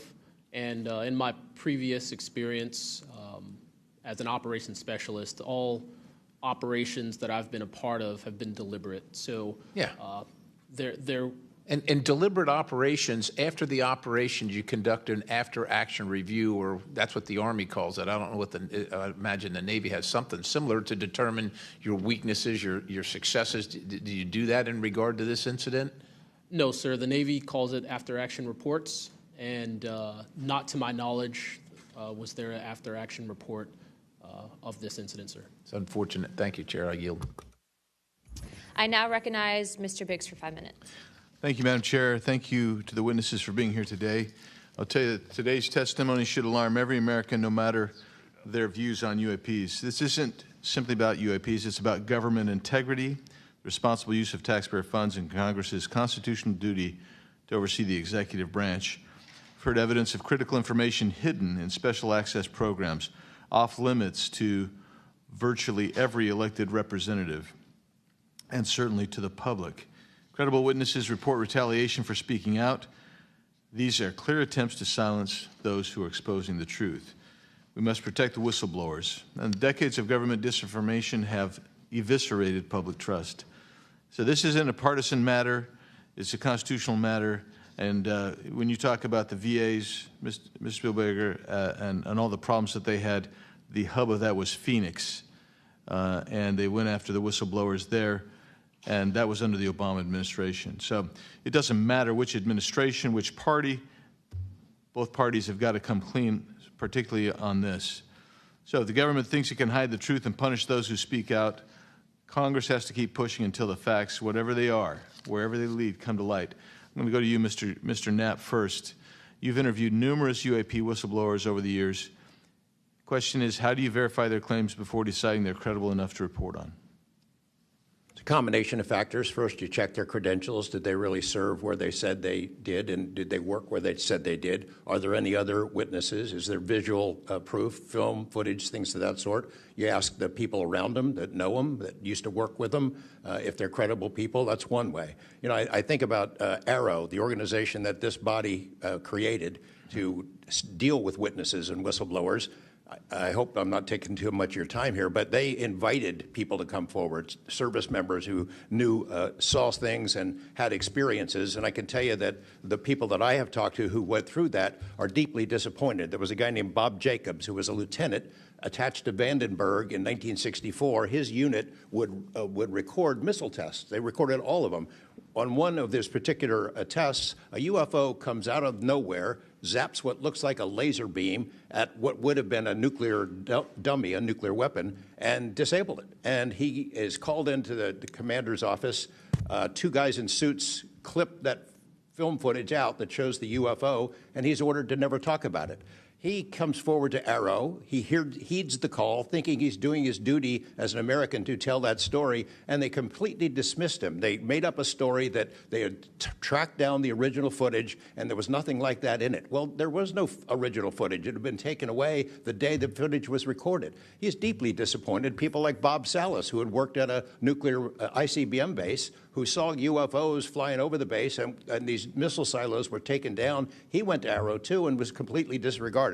It almost looks like ARROW operated as a counterintelligence operation to get people to come in, tell their stories, and then discredit all of them. I can't imagine that any whistleblower or witness will ever go to ARROW again because of what happened under the first director, who's now long gone, but still seems to act as the spokesperson for that organization. And I would say, Madam Chair, maybe at some point we need to really dig deep into ARROW, and I would encourage us. Oh, I'd be happy to send maybe a subpoena to Mr. Kilpatrick. That'd be fun.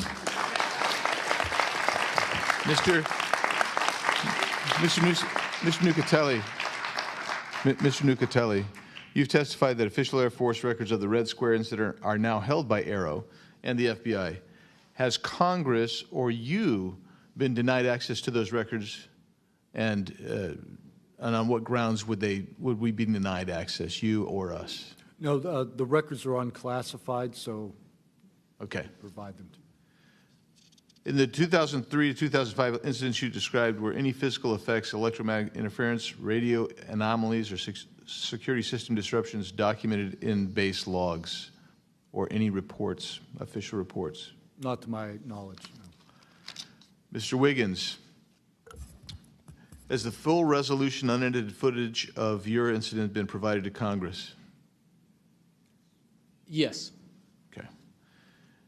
Were you or your crew ever instructed formally or informally not to document or discuss the event?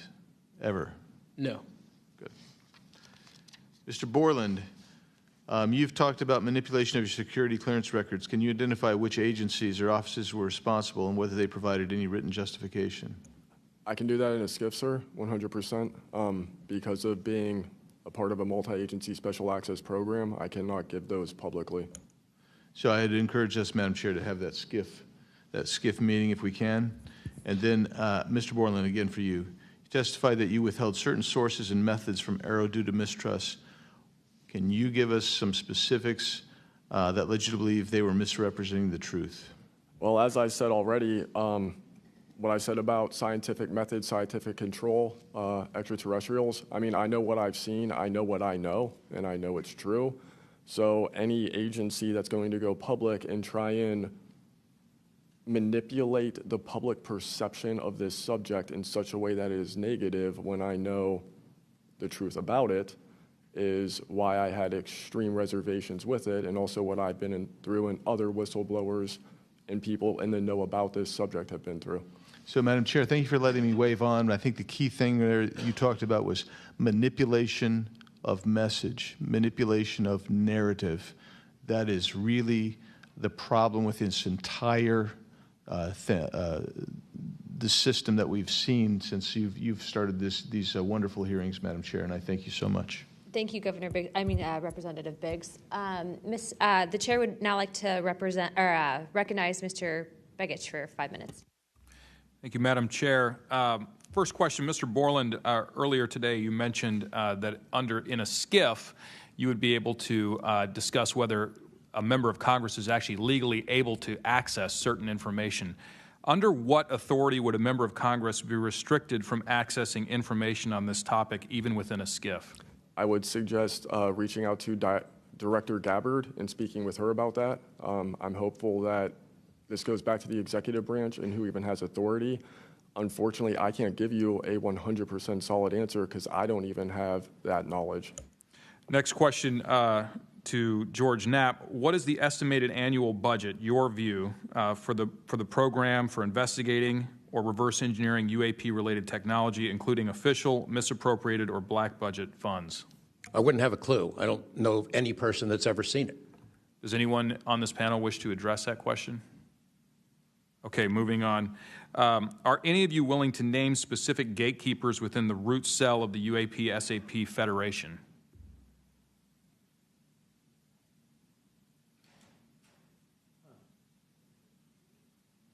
You mean specific people and contractors that have dealt with us and kept the secret? Specific individuals. Well, one of them was named Dr. James Ryder at Lockheed. But, you know, again, to emphasize, I don't fault these contractors for doing what they were asked to do by our government.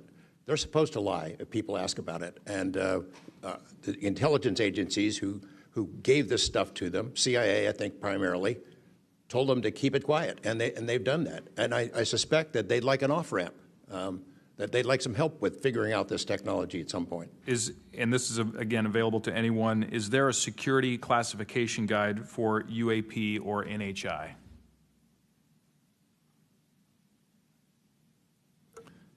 I remember in the 2003 or 2023 hearing, it was stated that all UAP-related material is classified secret or above.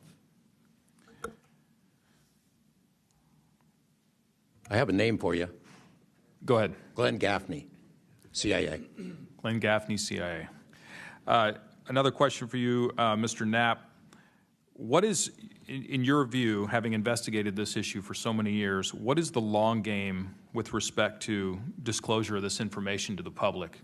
Because with the advent of essentially a video camera and a high megapixel phone in everybody's pocket, at some point, this information is going to be impossible to withhold from the public. What do you think is the long game here? Well, the secret's out. I mean, how many videos have there been already? You know, videos that are leaked from within the military and intelligence agencies and contractors and sensor platforms. It's out there.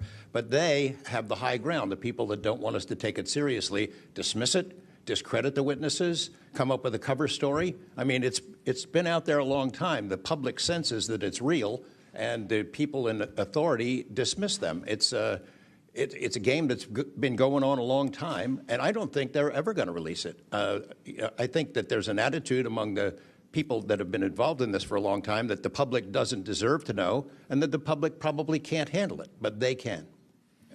Final question, again, this one's open to anyone who'd like to answer it. Describe your understanding of the org chart or lines of control within the executive branch with respect to these topics.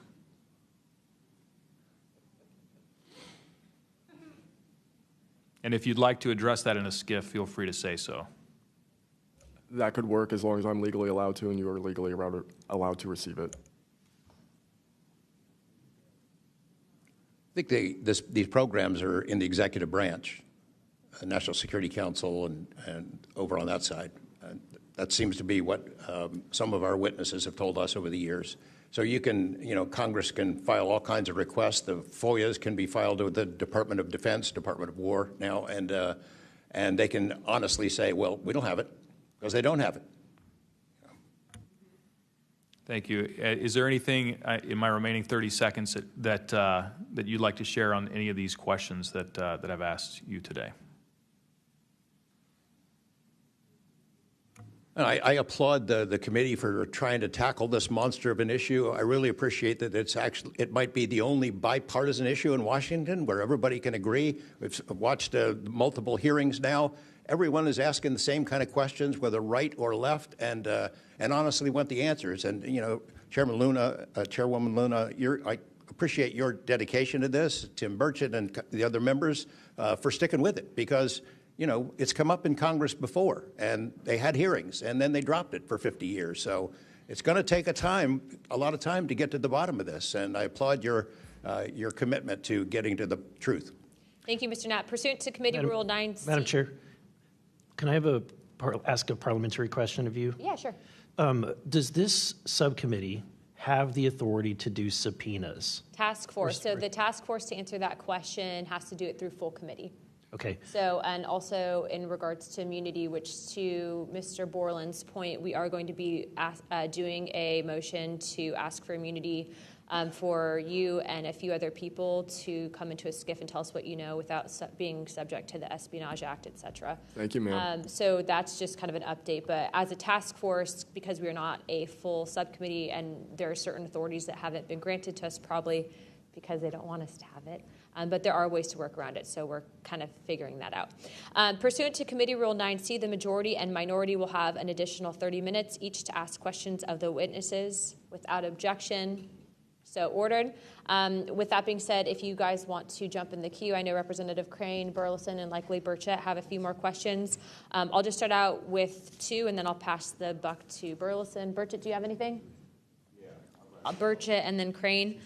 Just real quick, Mr. Knapp, and short answers, please, because of time. How much of these alleged Russian crash retrieval documents have already been physically out there? So, I mean, percentage-wise of the documents that you submitted to Congress, what was public already and what was not newly released? Maybe 1%. Okay, so the rest of it should be predominantly new information. Yep. Also, can you just elaborate real quick? I know you had, I think, mentioned a Thread 3 program, but also alleged in those documents, I got through maybe half of them last night. There's a lot, and I don't speak Russian, contrary to what my people might allege. What does the Thread 3, was there any specific programs that existed within the Soviet government or groups to specifically investigate this by name real quick? It's a number. There's a number in those documents I gave you. There was a larger program that actually had 3 sub-programs that was, Thread 3 was the name I got, and then the DIA guys who looked at it figured out there was a much larger organization. And it's listed in those documents? Yes. Okay, thank you. Real quick, I'd like to ask the committee to replay that video that Burleson had played earlier. I want to ask every witness here, specifically ones that have sensor training or have been able to recognize some of this movements real quick. So if you guys can please roll that real quick.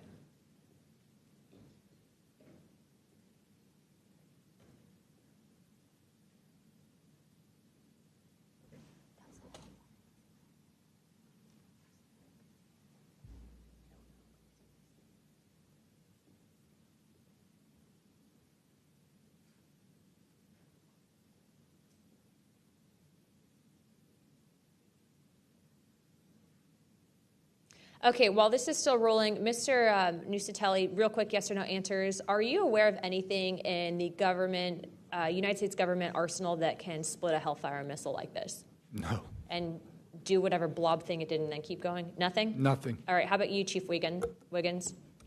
Nothing to my knowledge, ma'am. Okay, and how about you, Mr. Borland? I prefer to answer that in a skiff. Okay, does this video scare you guys? Yes or no? Yes. Wiggins? Yes. Nat? I had a different reaction. I was really happy that it got out. Thanks for providing Curiosity that, kills the Congressman. cat. All right, Mr. Borland? Yes, for. Okay. All right, that is the end of my questioning. I'd like to now recognize Mr. Crane. Thank you. Chief, I was on a ship for a little bit. I was a gunner's mate on the USS Gettysburg for a couple of years. My question to you is, when you had your encounter and you saw it on the screen, you were in the CIC, is that correct?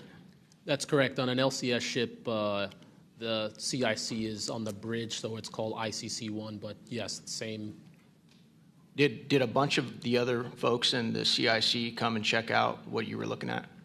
Yes, we all did. The tactical action officer, myself, the RCO, and two others that were on watch. We were all in the same space, so we were all looking at the Sapphire screen all at the same time. Because in the other couple instances with the witnesses, you guys just saw it by yourself. Is that correct? Mr. Borland, you saw it by yourself? For me, yes, sir. Mr. Nusatelli, you saw this by yourself? No, there were multiple witnesses in every case at Vandenberg. Okay. So, Chief, did that spread like wildfire throughout the ship in the next day or two, what you guys had seen? No, sir. It didn't spread throughout the ship, but it spread throughout ICC-1 conversation. As you do your turnover, we talk about it. But it didn't go further than just the watchstanders that stood watch on the bridge and in ICC-1. So it did move around there throughout a few days. I'm kind of surprised. Stuff usually spreads around the ship pretty fast. Why do you think the rest of your fellow sailors on the boat didn't hear about it? Potentially uninterest, possibly, with engineers or combat systems like yourself, don't make their way up to the bridge enough to get within sight of the circle of talk about the incident. Was it hard for you to get permission from the Navy to bring that video? I myself didn't bring the video. I just saw the video. When I saw the video, I got in touch with Admiral Gallaudet. That's how I wind up knowing about the video itself when I first talked to the Admiral. And you can hear my voice at the back end of the video, and I was like, hey, that's my voice, and I wanted to talk about it. How long did that encounter take place, Chief? So the encounter itself, from the time I recognized on my radar to the time after the video ends, was probably about 5 to 7 minutes. What speed was the object moving at? When I first witnessed off the port bridge wing the object moving out of the water, what I thought was originally just a light on the water, something on the horizon, and surfacing and going into the air, I then knew it was an air contact. But as an air controller myself, I started thinking and going through kind of like my checklist in my mind. Could it be a helo? But it's not blinking lights. So I then realized this is something I've never seen before. So the speed itself, just going from the horizon to about maybe 3,000 to 4,000 feet in the air, was very slow, slowly rising. And then it sped up. I'm not an expert at knowing specific speeds of aircraft just by visual eye, but I would say probably 1-2 Mach instantly into the rest of the formation. I didn't notice visually with my own eyes the other 3 objects until I went back to my radar and also utilized Sapphire to see that, in fact, there were 4 total. And then again, when they all left after a certain amount of time, it was nearly instantaneous. So you spotted it visually first, Chief, and then went back to your radar, or did you guys spot it on radar first? Radar first, because that was my watch station. And then you went out to the port bridge wing, is that correct? Correct, to verify what I saw on my radar. What range was it at, Chief, when you were able to see it visibly? I would say about 7 nautical miles, 7 to 8 nautical miles of a light from the ship. Wow. Thank you. I yield back. I now recognize Mr. Burleson. Thank you, Madam Chair. Mr. Chief Wiggins, you said that it emerged from the ocean. Is that right? Yes, sir. And before it did, it was glowing. It was a glowing object under the water. That part I couldn't tell because it was nighttime at 1915 approximately, and it was also at a distance. So it's very hard to tell the difference between something on the horizon and something surfacing from the water. My personal thoughts after seeing what I saw is that it did in fact come from the water, but I don't have visual evidence showing exactly, that it did in fact come from the water. But I had to go through my process of elimination and try to figure out, was this a ship on the horizon just showing its lights at night, but to see it surface, then it made me question, okay, where did this come from? If it's flying and it's not a drone or anything like that, where was its origin? Where did it start? Mm-hmm. Mr. Knapp, in your testimony and in this document, you detail an event that happened in Russia where their nuclear missiles were activated, and we were close to a World War III at that time, which is startling to hear. It's also good to know that as we have investigated the JFK files as well, that we're learning that there was a document that was sent between Russia. There was an agreement between Russia and the United States that if they were to see some unidentified objects over sensitive sites, that they would report it to each other. Are you familiar with that document?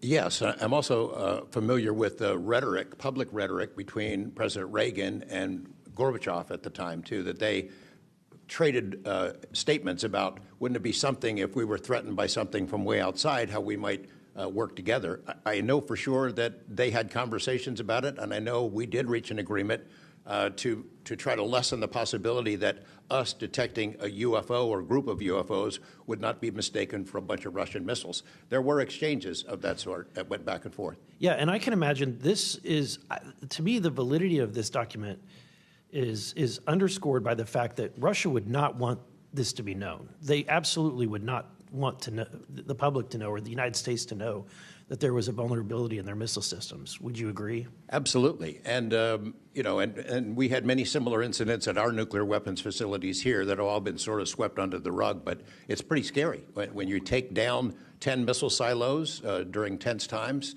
and you don't have a better explanation for it than it was a special test of security mechanisms or using EMPs, which is a preposterous explanation. Real quick, we're going to cut to Mr. Ogles. He just got back. So we're in a special kind of lightning round, so 5 minutes, and then we'll go back to our line of questioning. Thank you, Madam Chair. At this point, I think it's clear from the hearing that there's advanced technologies that are taking place in our airspace. The question is, and I posed it in one of the previous hearings, is it ours, is it theirs, or is it otherworldly? There may not be a silver bullet at the moment, but when you look back through the hearing and the evidence that's been presented, if you're going to point the American people to one piece of evidence to start their journey on this topic, what would you suggest, sir? One piece of evidence, I would start with this hearing, in the first hearing. There is no evidence. But is there a specific, exactly, but is there a specific evidence or footage or document that you think lends extreme credibility to what we're discussing today? I would say this new video we're seeing today is exceptional evidence that we're dealing with something. With the kinetic? Yes. Mr. Wiggins? Sir, I'd have to say that if just the average person here in America looked at absolutely everything that has come across television, the internet, etc., you can't tell yourself that 100% of what's being recorded is fake or false. You have to, at some point, understand that there's something else out there. Well, I mean, and you bring an interesting point. You know, in the law enforcement community, anytime you're conducting an investigation, you're always looking at the totality of the circumstances. You're looking at all the evidence and how they piece together. And so that would be my, advice to the American people, that this is a journey that is just beginning from a congressional perspective, but you have decades of data, some of it not real, much of it is, but thanks to Chairwoman Luna, we're now presenting this to the American people. And I think this latest video from Mr. Burleson is something that should get everyone pause. When you see the 3 orbs that drop, was that in a defensive posture or was that in an offensive posture? And what capabilities did those orbs have that we, quite frankly, may not have? Mr. Knapp?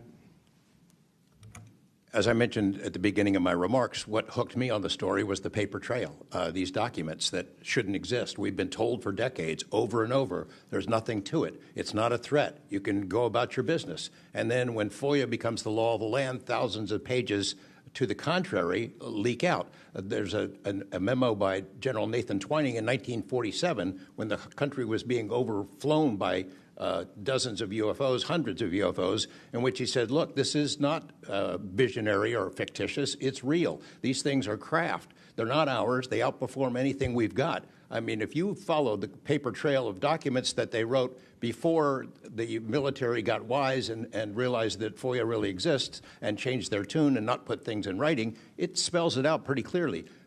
I'll go refer back to Russia. One incident I did not mention to Representative Burleson is Colonel Sokolov in that Ministry of Defense program said there were 40 incidents where Russian warplanes were sent to intercept UFOs, and they were ordered to fire on them. And for the most part, the UFOs would zip away. 3 of the pilots, though, did fire at these things. Those 3 planes stalled out, crashed. 2 of those pilots died. And after that, the Russians changed the standing order. If you see a UFO, leave them alone. No country in the world wants to say and admit that these objects are flying around in our airspace and there's nothing we can do about it. I mean, who wants to say that? The U.S. certainly doesn't, and the Russians didn't either. And I've got to be almost out of time, but Mr. Berlin, then you, sir, real quickly.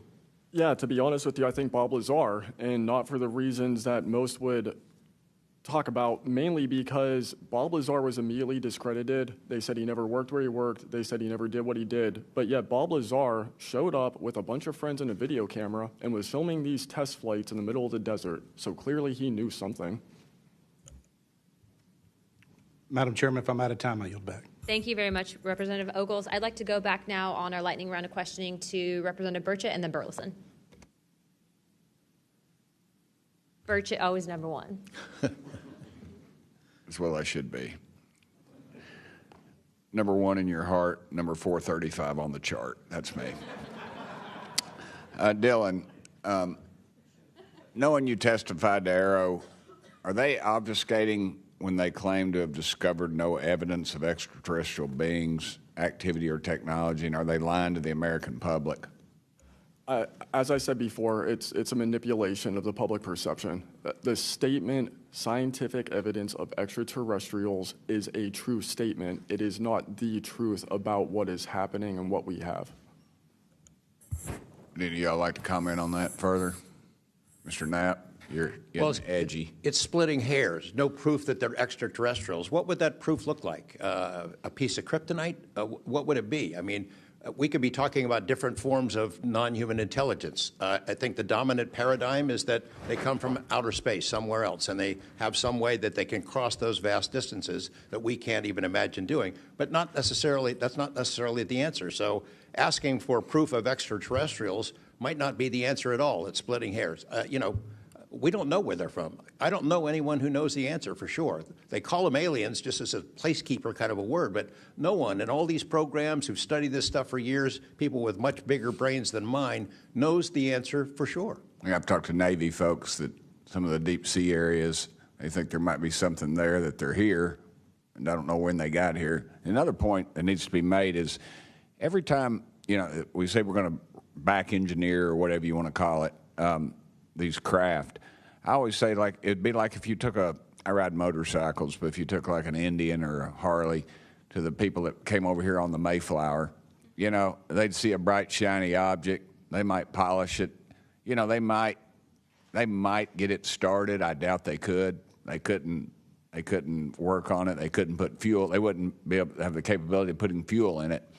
I just think that's, you know, we're scratching at something that we don't have any knowledge of, and that's why it's just taken so dadgum long. But they do know, the first one that cracks that code, it's over. I mean, it's energy, it's power, it's everything. And I worry too that in the wrong hands that they do that, they keep it from the rest of us because they're so invested in whatever energy sources we have here that their billionaire buddies are going to profit, and they can't retool because they know once it's out on the internet, it's over.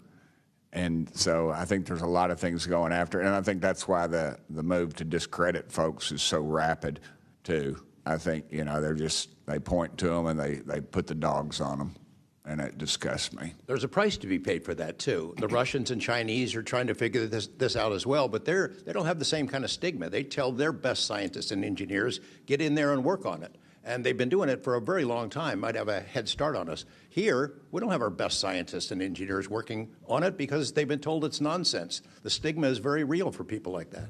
I agree. Yield back, Chair Lady. Thank you. I'd now like to recognize Representative Burleson. Mr. Nusatelli, when you heard the testimony of Mr. Knapp talking about these missiles were shut down or turned on in Russia, does that remind you, when you hear these stories, it's got to remind you of the event that happened on your base? Absolutely. There are many accounts of incursions of this type taking place. I believe in the 60s we had a similar incursion in New England, and same thing happened. There were these objects coming over the base at low altitude, 200 feet over the base security police, and they were scrambling fighters, and then the objects would just fly off, and that went on for weeks. So the historical record has laid out that there's a pattern, that our installations are visited by these craft. You know, they come in and do whatever they're doing, and then they leave. And we don't know how to respond. We don't know how to protect the installation. So that's why we're here. When you first heard, and we're having to report on these incidents that were being witnessed by other individuals, did you believe them? Did you yourself believe it would be true until you saw it? Yeah, these are people I've worked with for years, deployed with. You know, I was in some of their weddings. These are people that I worked with every day of my life. Usually when the events were occurring, we were all together. You know, there'd be 40, 60, 100 people on duty during these encounters. Really? Yeah. All seeing it at the same time? Yes, these encounters were playing out while we were on duty, and we were responding and investigating in real time as they occurred. And as you said, the importance of your operation was highly important because they said it's the most important in 25 years, the research that you were conducting. For that particular launch, we had 500 Air Force police officers guarding the launch. 500 people. It was that critical. Wow. But had this thing showed up, we wouldn't have been able to do anything to prevent it showing up. Real quickly, can you just redescribe size and whether or not you heard anything? It was how big, wise? The two square objects were at least as large as a football field. The second encounter, they think it was much larger than a football field. We're talking like flying buildings. The object I saw was about 30 feet in diameter. And to confirm, you were not the only person that saw this? Correct. I think I was also told that there was also reports of this in a police blotter in the area. Can you confirm that? Yes, that's the documentation that I maintained from the original event and turned into Aero and the FBI. Okay. Do you have any more, Burleson? No, Madam Chair, I just want to reiterate to the American people that if you're frustrated, So are we. We're extremely frustrated. We've been, the 2-3 years. I can only imagine how frustrated Mr. Knapp is or Danny Sheehan is, and the amount of time that you guys have poured into this to try to get answers. I mean, Masson is back there. He's been pouring to try to get answers into this.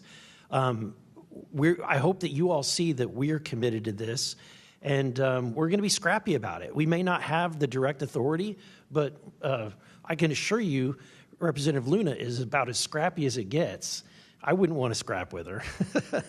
But that being said, I think that if the American people want to see answers, we need to action. We've had the hearings. It's time to take action. It's time that we pass Tim Burchett's Whistleblower Act.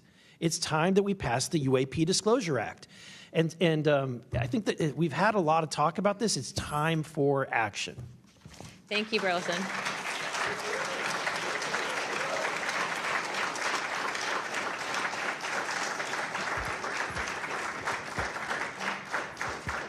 I would now like to yield 30 minutes to Representative Crockett.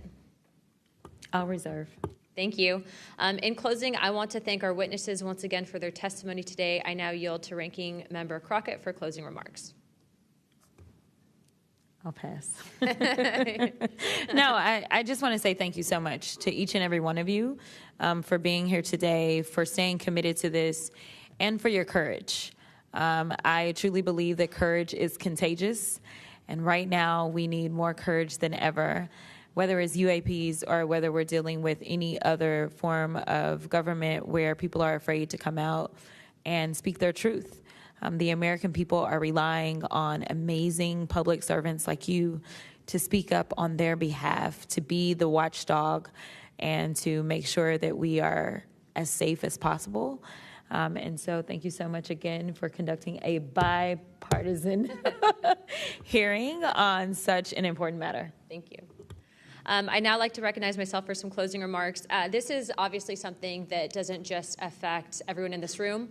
I can tell you that specifically for where I represent in Pinellas County, Tampa Bay, and Florida as a whole, there's many sightings, many questions, people reporting this, but I'm not the only one. I was also told by Representative Biggs, as well as our great representative from Alaska, that these are not isolated instances, and so it does give us reasoning to provide investigative inquiry into these topics, but also I would also like Mr. Spielberger, if you could actually review and see if your organization would endorse the Whistleblower Protection Act that Representative Burchett has.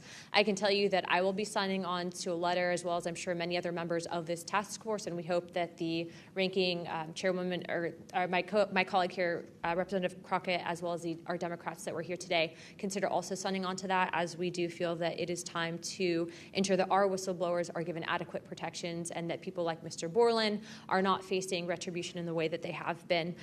With that being said, with all that and without objection, all members have 5 legislative days within to submit materials and additional written questions for the witnesses, and which will be also forwarded to those witnesses. If there are no further business, without objection, I'd like to now recognize Representative Burchett for closing remarks. I would just like to thank the ranking member and the chair lady for their courage. This is a tough issue. We all catch hell for it, and but it's gratifying that we're here in a bipartisan nature and the way this meeting was conducted. And I want to thank y'all for your courage. Thank y'all. And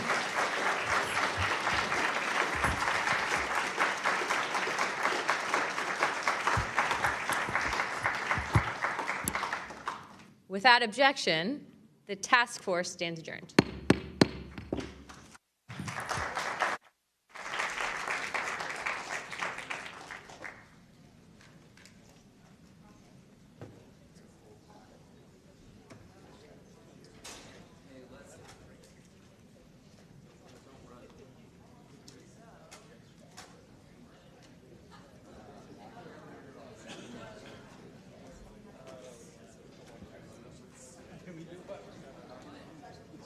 Has been shrouded in secrecy, stigma, and in some cases, outright dismissal. Today, I want to state clearly that this is not science fiction or creating speculation. This is about national security, government accountability, and the American people's right to the truth.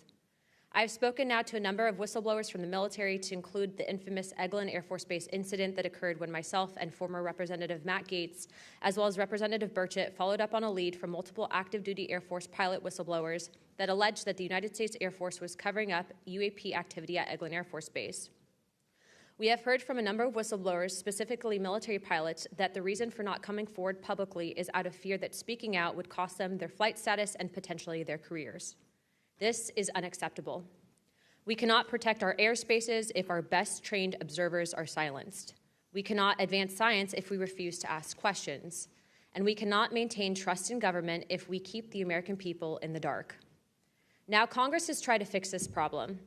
Congress tried to create formal channels through the All-Domain Anomaly Resolution Office, also known as AARO, and the Intelligence Community Inspector General for service members and officials to make disclosures. But the reality, the reports come in are often to brush aside, slow-walked, or met with skepticism rather than serious investigation. Recently, the former AARO director, known as Sean Kilpatrick, attacked our witnesses and members on this committee. It should be noted that he's a documented liar and brings into question what his purpose at AARO really was if it was not to follow up on investigations and disclose his findings to members of Congress. A former Deputy Assistant Secretary of Defense for Intelligence, Chris Mellon, described a report published by AARO that found no evidence that any USG investigation, academic-sponsored research, or official review panel has confirmed any sighting of UAP-represented extraterrestrial technology. As the most error-ridden and unsatisfactory government report I can recall reading during after decades of government service. Mellon further noted that this was a first error report submitted to Congress without the Director of National Intelligence's sign-off, and seemingly excluded input from any scholars or experts who have studied or written extensively about this topic, as would normally be in any other case in this field. Mellon determined that this report failed to fulfill the congressional mandate under which it was required, omitted entire agencies with known investigations or activities related to UAPs, and omitted any discussion of efforts to hide classified or unclassified information about UAP. Such efforts were unaddressed by the report, despite the existence of agency records and investigations concurring with them, including those at U.S. Customs and Border Protection. If we set up offices and oversight bodies only to let them become graveyards for testimony, or worse yet, ruses for pretending to investigate when in actuality there was no follow-up, then we are not doing our jobs. In recent months, Congress has also been presented with evidence that points to technologies that, to our knowledge, are beyond our current capabilities. It is our duty as elected representatives to follow the facts wherever they lead and to ensure that those facts are not buried under classification stamps or bureaucratic excuses. Let me be clear, whether UAPs represent adversarial technology, natural phenomena, or something beyond current human understanding, Congress has a responsibility to investigate. If these objects are foreign in origin, then they pose a direct threat to our national security. And if they represent something unknown, they demand rigorous scientific inquiry, not ridicule, not secrecy, and not silence. The stakes are very high. Adversarial nations are not waiting for us to catch up. They are studying these phenomena as well aggressively, as multiple nations have also announced their own parliamentary investigations into this very topic. If we are to continue to hide information from ourselves, we risk strategic surprise.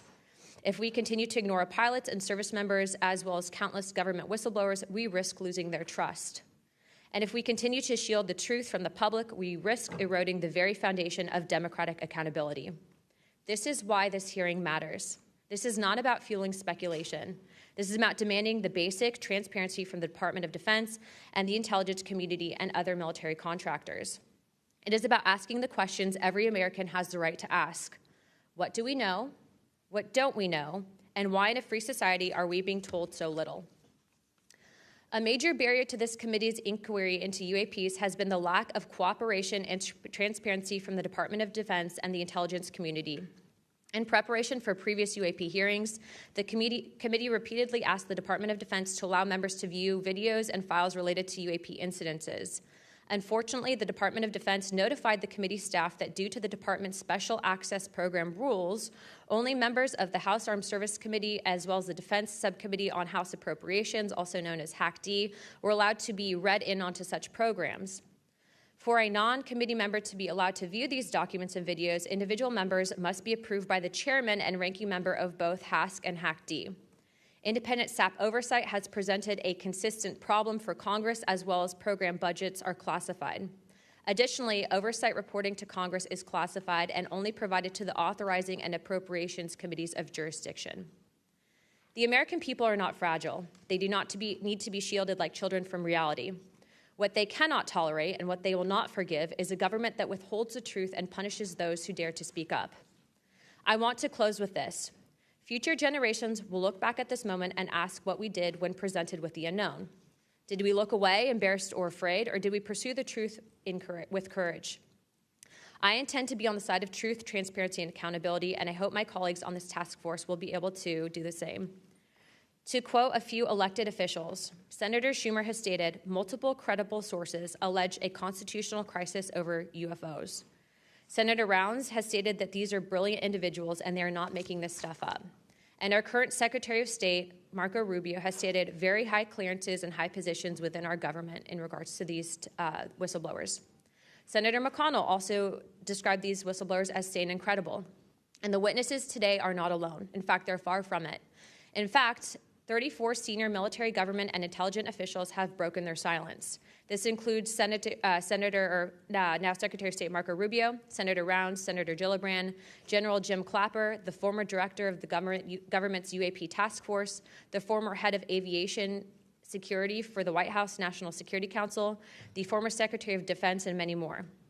Again, to quote Secretary of State Rubio in an upcoming documentary known as The Age of Disclosure, even presidents have been operating on a need-to-know basis that begins to spin out of control. And to quote Senator Gillibrand, who also went public in this documentary, it's not acceptable to have secret parts of this government that no one ever sees.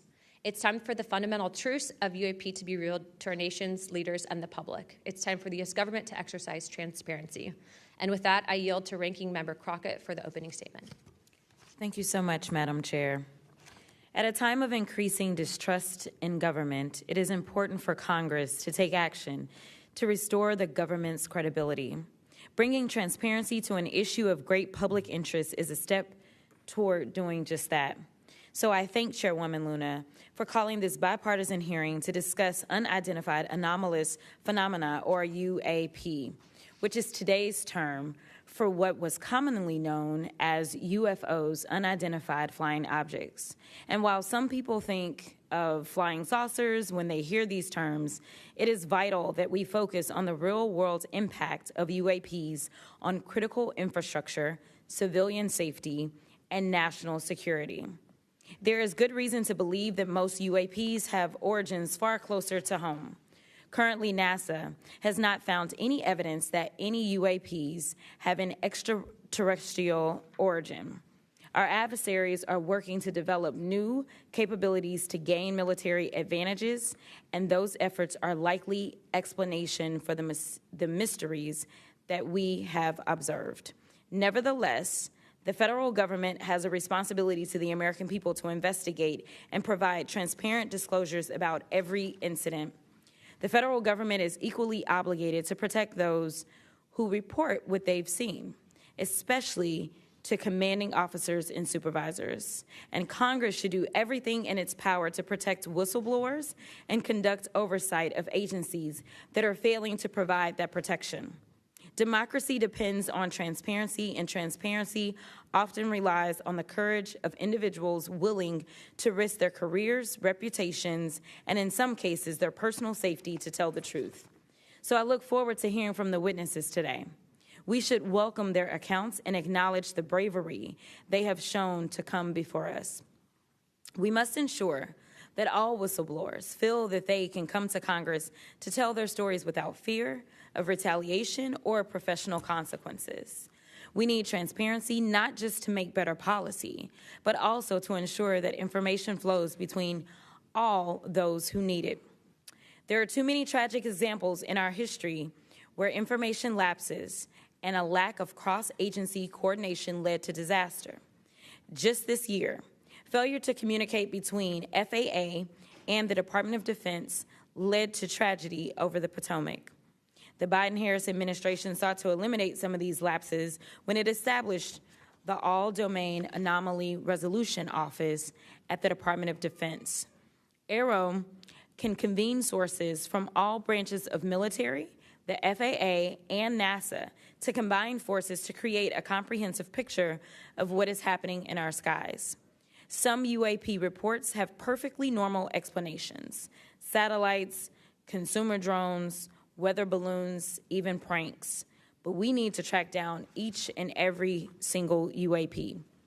The United States has millions of eyes in the sky, both electronic and human. But only the combination of civilian, commercial, and military sources can begin to create a complete picture.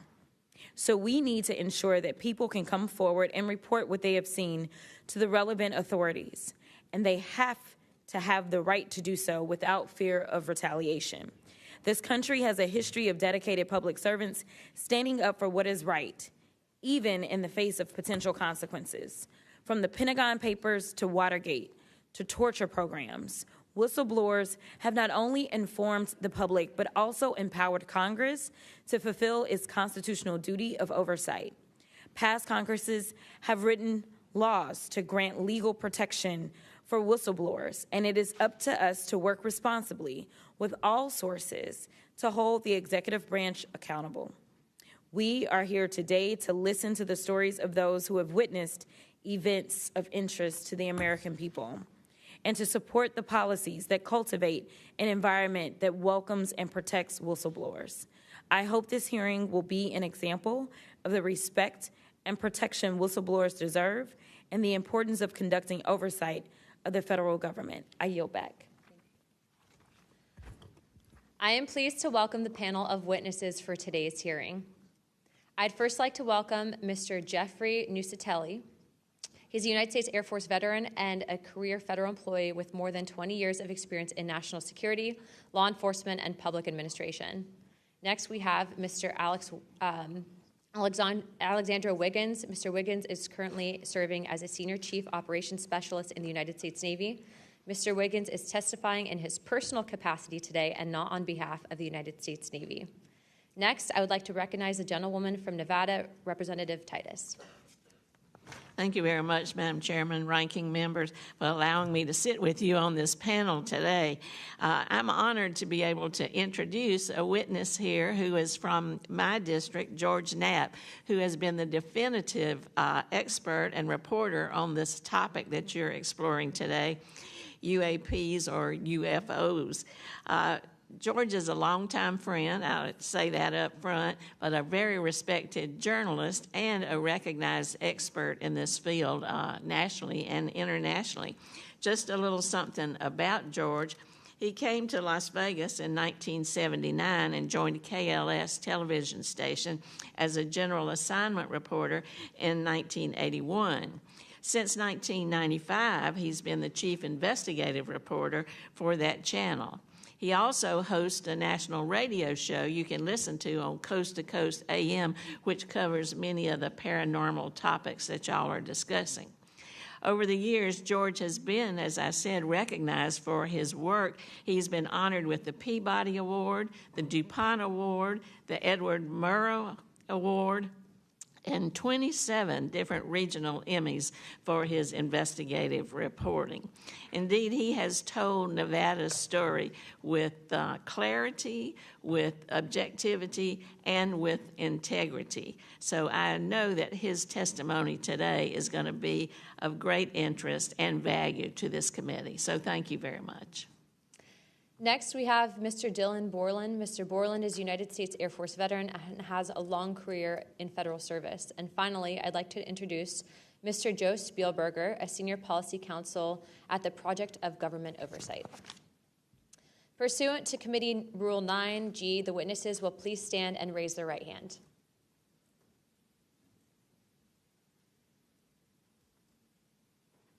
Do you solemnly swear or affirm that the testimony that you're about to give is the truth, the whole truth, and the nothing but the truth, so help you God? Let the record show that the witnesses answered an affirmative. Thank you. You may take your seat. We appreciate you being here today, and I look forward to hearing your testimony.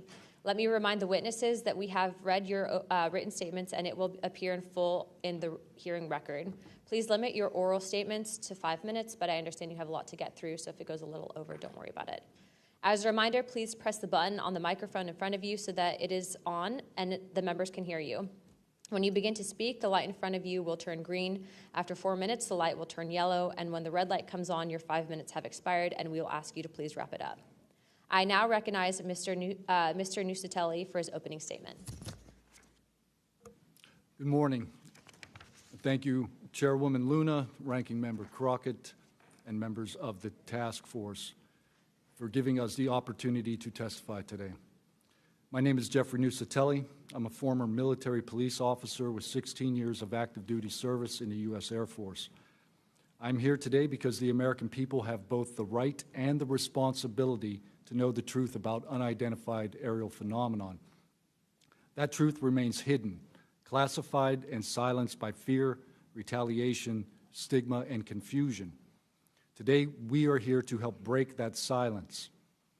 Between 2003 and 2005, 5 UAP incidents occurred at Vandenberg Air Force Base, home to the National Missile Defense Project, a top national security priority.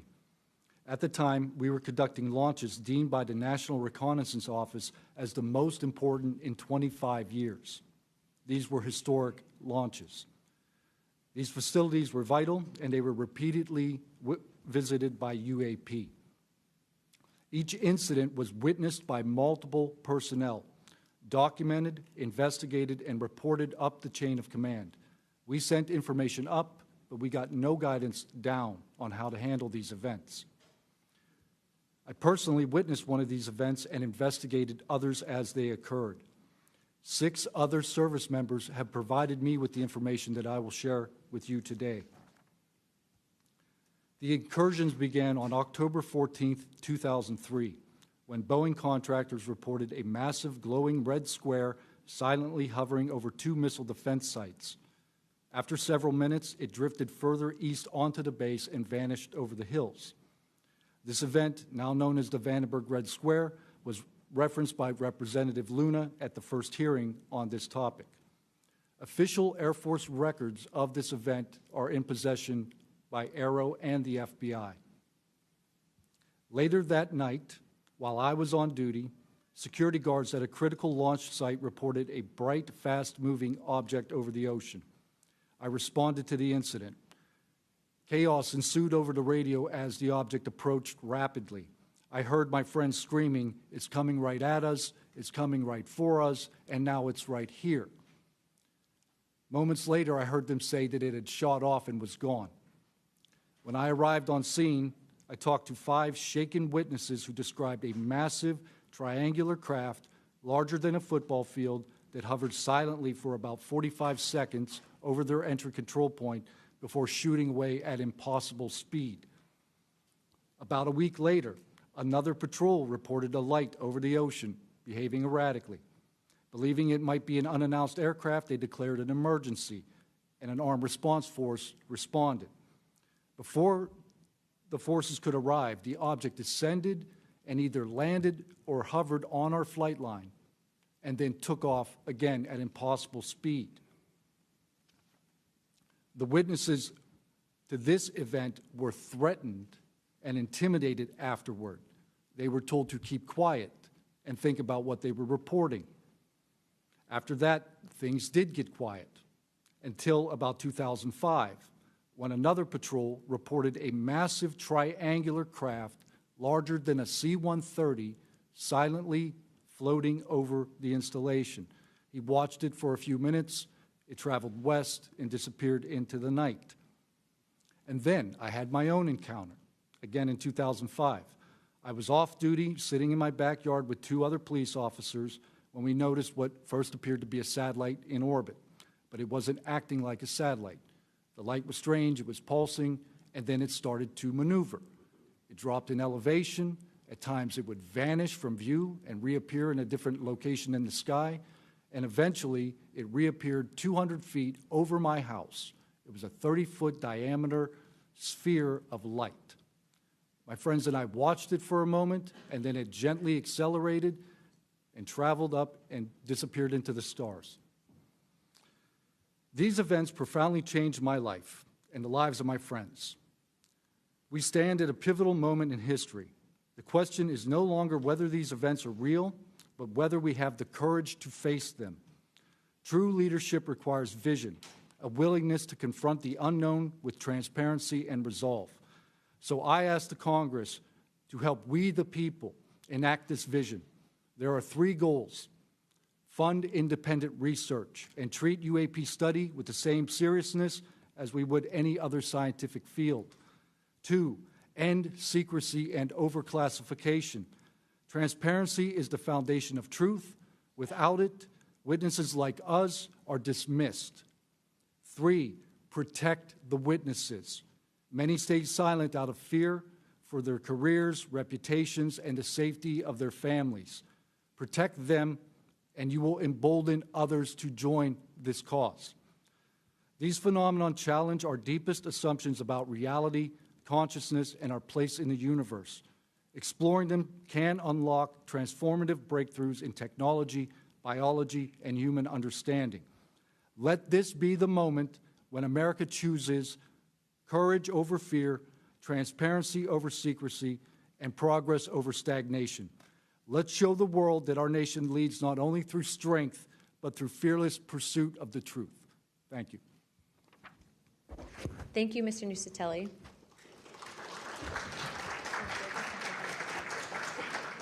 He's not on here.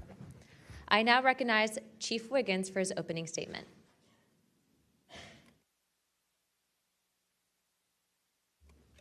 Please press your button. Thank you. Good morning, Chairwoman Luna, Ranking Member Crockett, and members of the task force and the committee. Thank you for the opportunity to testify today. My name is Alexandro Wiggins. I'm an active duty U.S. Navy Operations Specialist, Senior Chief Petty Officer, father of 3, and dedicated American testifying today in my personal capacity. The views I share are my own, and I do not represent the official positions of the Department of the Navy or any subordinate organization. On the evening of February 15th, 2023, at approximately 19:15 PST, in the Whiskey 291 warning area off the coast of Southern California, I was serving on board USS Jackson. During that period, I moved between the Interior Communications Center, ICC-1, and the bridge wing, correlating the sensor picture with visual observations, part of my routine responsibilities for surface and air picture management. What I observed and what our crew recorded was not consistent with conventional aircraft or drones as they appear on our system. A self-luminous tic-tac-shaped object emerged from the ocean before linking up with 3 other similar objects. The 4 then disappeared simultaneously with a high synchronized, near instantaneous acceleration. I observed no sonic boom and no conventional propulsion signatures, no exhaust plume, no control surface articulation on the Sapphire image system. Shortly after the synchronized departure, radar tracks dropped.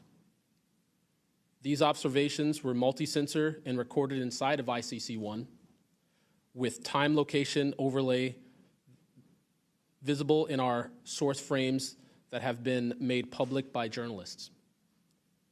From my experience operating in this region over many years and consistent with our public... This country has a history of dedicated public servants standing up for what is right, even in the face of potential consequences. From the Pentagon Papers to Watergate to torture programs, whistleblowers have not only informed the public, but also empowered Congress to fulfill its constitutional duty of oversight. Past Congresses have written laws to grant legal protection for whistleblowers, and it is up to us to work responsibly with all sources to hold the executive branch accountable. We are here today to listen to the stories of those who have witnessed events of interest to the American people, and to support the policies that cultivate an environment that welcomes and protects whistleblowers. I hope this hearing will be an example of the respect and protection whistleblowers deserve, and the importance of conducting oversight of the federal government. I yield back. I am pleased to welcome the panel of witnesses for today's hearing. I'd first like to welcome Mr. Jeffrey Nusatelli. He's a United States Air Force veteran and a career federal employee with more than 20 years of experience in national security, law enforcement, and public administration. Next, we have Mr. Alexandra Wiggins. Mr. Wiggins is currently serving as a Senior Chief Operations Specialist in the United States Navy. Mr. Wiggins is testifying in his personal capacity today and not on behalf of the United States Navy. Next, I would like to recognize the gentlewoman from Nevada, Representative Titus. Thank you very much, Madam Chairman, ranking members, for allowing me to sit with you on this panel today. I'm honored to be able to introduce a witness here who is from my district, George Knapp, who has been the definitive expert and reporter on this topic that you're exploring today, UAPs or UFOs. George is a longtime friend, I'll say that up front, but a very respected journalist and a recognized expert in this field nationally and internationally. Just a little something about George. He came to Las Vegas in 1979 and joined KLS television station as a general assignment reporter in 1981. Since 1995, he's been the chief investigative reporter for that channel. He also hosts a national radio show you can listen to on Coast to Coast AM, which covers many of the paranormal topics that y'all are discussing. Over the years, George has been, as I said, recognized for his work. He's been honored with the Peabody Award, the DuPont Award, the Edward Murrow Award, and 27 different regional Emmys for his investigative reporting. Indeed, he has told Nevada's story with clarity, with objectivity, and with integrity. So I know that his testimony today is going to be of great interest and value to this committee. So thank you very much. Next, we have Mr. Dylan Borland. Mr. Borland is a United States Air Force veteran and has a long career in federal service. And finally, I'd like to introduce Mr. Joe Spielberger, a senior policy counsel at the Project of Government Oversight. Pursuant to Committee Rule 9G, the witnesses will please stand and raise their right hand.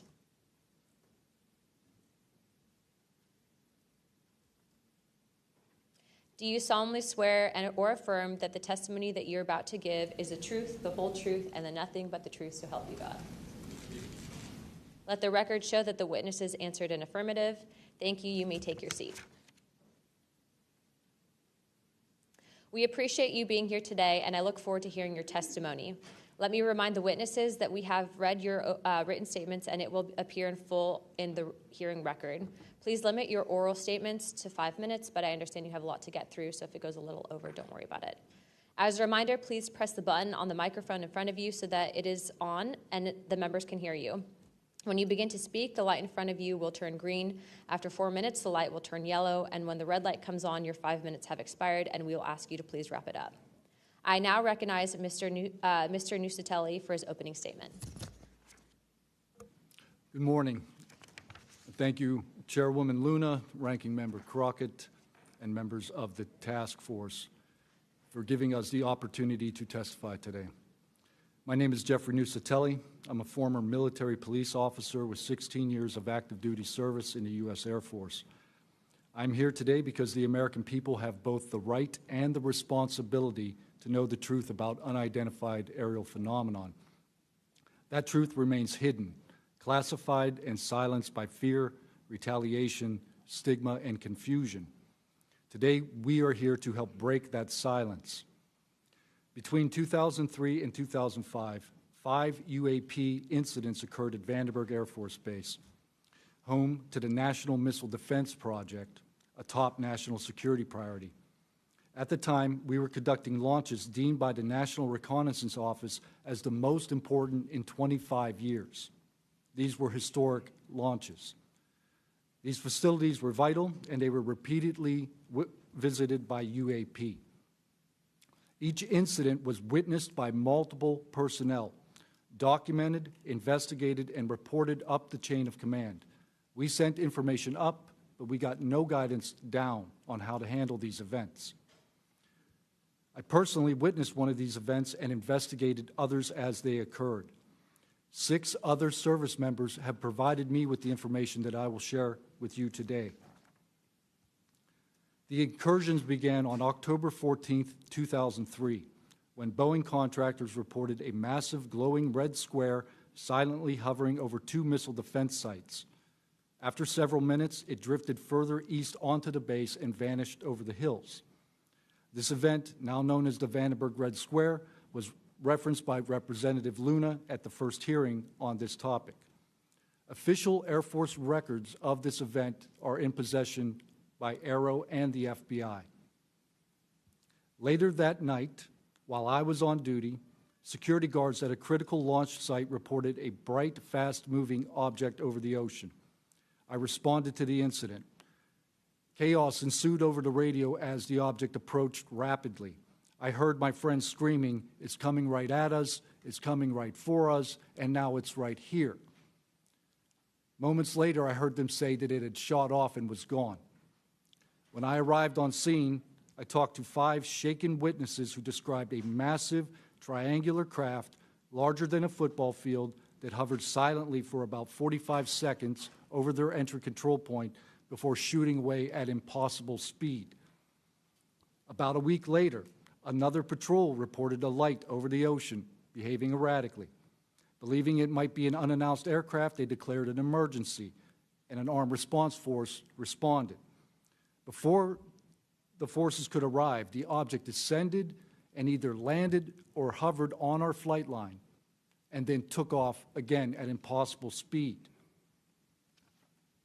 The witnesses to this event were threatened and intimidated afterward. They were told to keep quiet and think about what they were reporting. After that, things did get quiet until about 2005, when another patrol reported a massive triangular craft larger than a C-130 silently floating over the installation. He watched it for a few minutes. It traveled west and disappeared into the night. And then I had my own encounter, again in 2005. I was off duty, sitting in my backyard with 2 other police officers when we noticed what first appeared to be a satellite in orbit, but it wasn't acting like a satellite. The light was strange, it was pulsing, and then it started to maneuver. It dropped in elevation. At times it would vanish from view and reappear in a different location in the sky, and eventually it reappeared 200 feet over my house. It was a 30-foot diameter sphere of light. My friends and I watched it for a moment, and then it gently accelerated and traveled up and disappeared into the stars. These events profoundly changed my life and the lives of my friends. We stand at a pivotal moment in history. The question is no longer whether these events are real, but whether we have the courage to face them. True leadership requires vision, a willingness to confront the unknown with transparency and resolve. So I ask the Congress to help we, the people, enact this vision. There are 3 goals. Fund independent research and treat UAP study with the same seriousness as we would any other scientific field. 2, end secrecy and overclassification. Transparency is the foundation of truth. Without it, witnesses like us are dismissed. 3, protect the witnesses. Many stay silent out of fear for their careers, reputations, and the safety of their families. Protect them, and you will embolden others to join this cause. These phenomena challenge our deepest assumptions about reality, consciousness, and our place in the universe. Exploring them can unlock transformative breakthroughs in technology, biology, and human understanding. Let this be the moment when America chooses courage over fear, transparency over secrecy, and progress over stagnation. Let's show the world that our nation leads not only through strength, but through fearless pursuit of the truth. Thank you. Thank you, Mr. Nusatelli.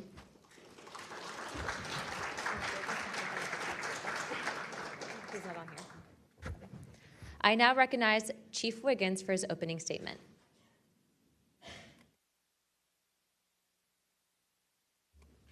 Please press your button. Thank you. Good morning, Chairwoman Luna, Ranking Member Crockett, and members of the task force and the committee. Thank you for the opportunity to testify today. My name is Alexandro Wiggins. I'm an active duty U.S. Navy Operations Specialist, Senior Chief Petty Officer, father of 3, and dedicated American testifying today in my personal capacity.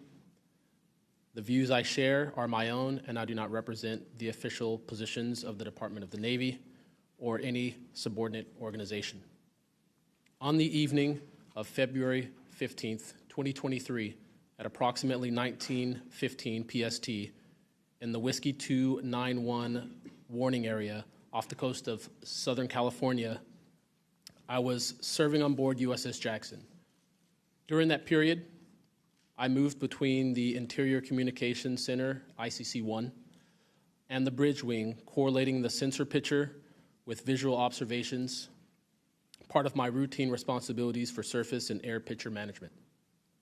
What I observed and what our crew recorded was not consistent with conventional aircraft or drones as they appear on our system. A self-luminous tic-tac shaped object emerged from the ocean before linking up with 3 other similar objects. The 4 then disappeared simultaneously with a high synchronized, near instantaneous acceleration. I observed no sonic boom and no conventional propulsion signatures, no exhaust plume, no control surface articulation on the Sapphire image system. Shortly after the synchronized departure, radar tracks dropped.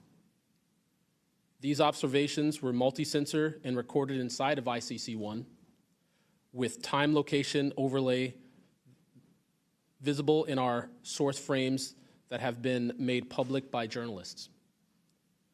From my experience operating in this region over many years and consistent with our public characterized encounters, unidentified objects reoccur in United States operation areas off Southern California. That fact alone does not tell us what they are, but it does argue the systematic stigma-free reporting and for the preservation of sensor data so analysts can evaluate safe and intelligence implications with rigor. I want to underscore 3 points for the task force and the committee. Aviation and maritime safety. When crews and watchstanders observe objects that maneuver or accelerate in ways that does not match known profiles and do so near our ships and aircraft, that is first and foremost a safety issue. Standardized checklists and training should ensure we capture the best possible sensor data in real time, including IR settings, slant range estimates, and bearing and range altitude snapshots, and immediate chain of custody for any recordings. Reporting without stigma, protection without retribution. Sailors need to know that reporting UAP encounters will not harm their careers. Congress can help by reinforcing witness protection and by directing the relevant office to maintain confidential, destigmatized channels for service members who step forward with data. Declassification and transparency where possible. The task force declassification mission is directly relevant here. Where operational security permits releasing metadata preserved sensor excerpts or at least technical summaries would improve public trust and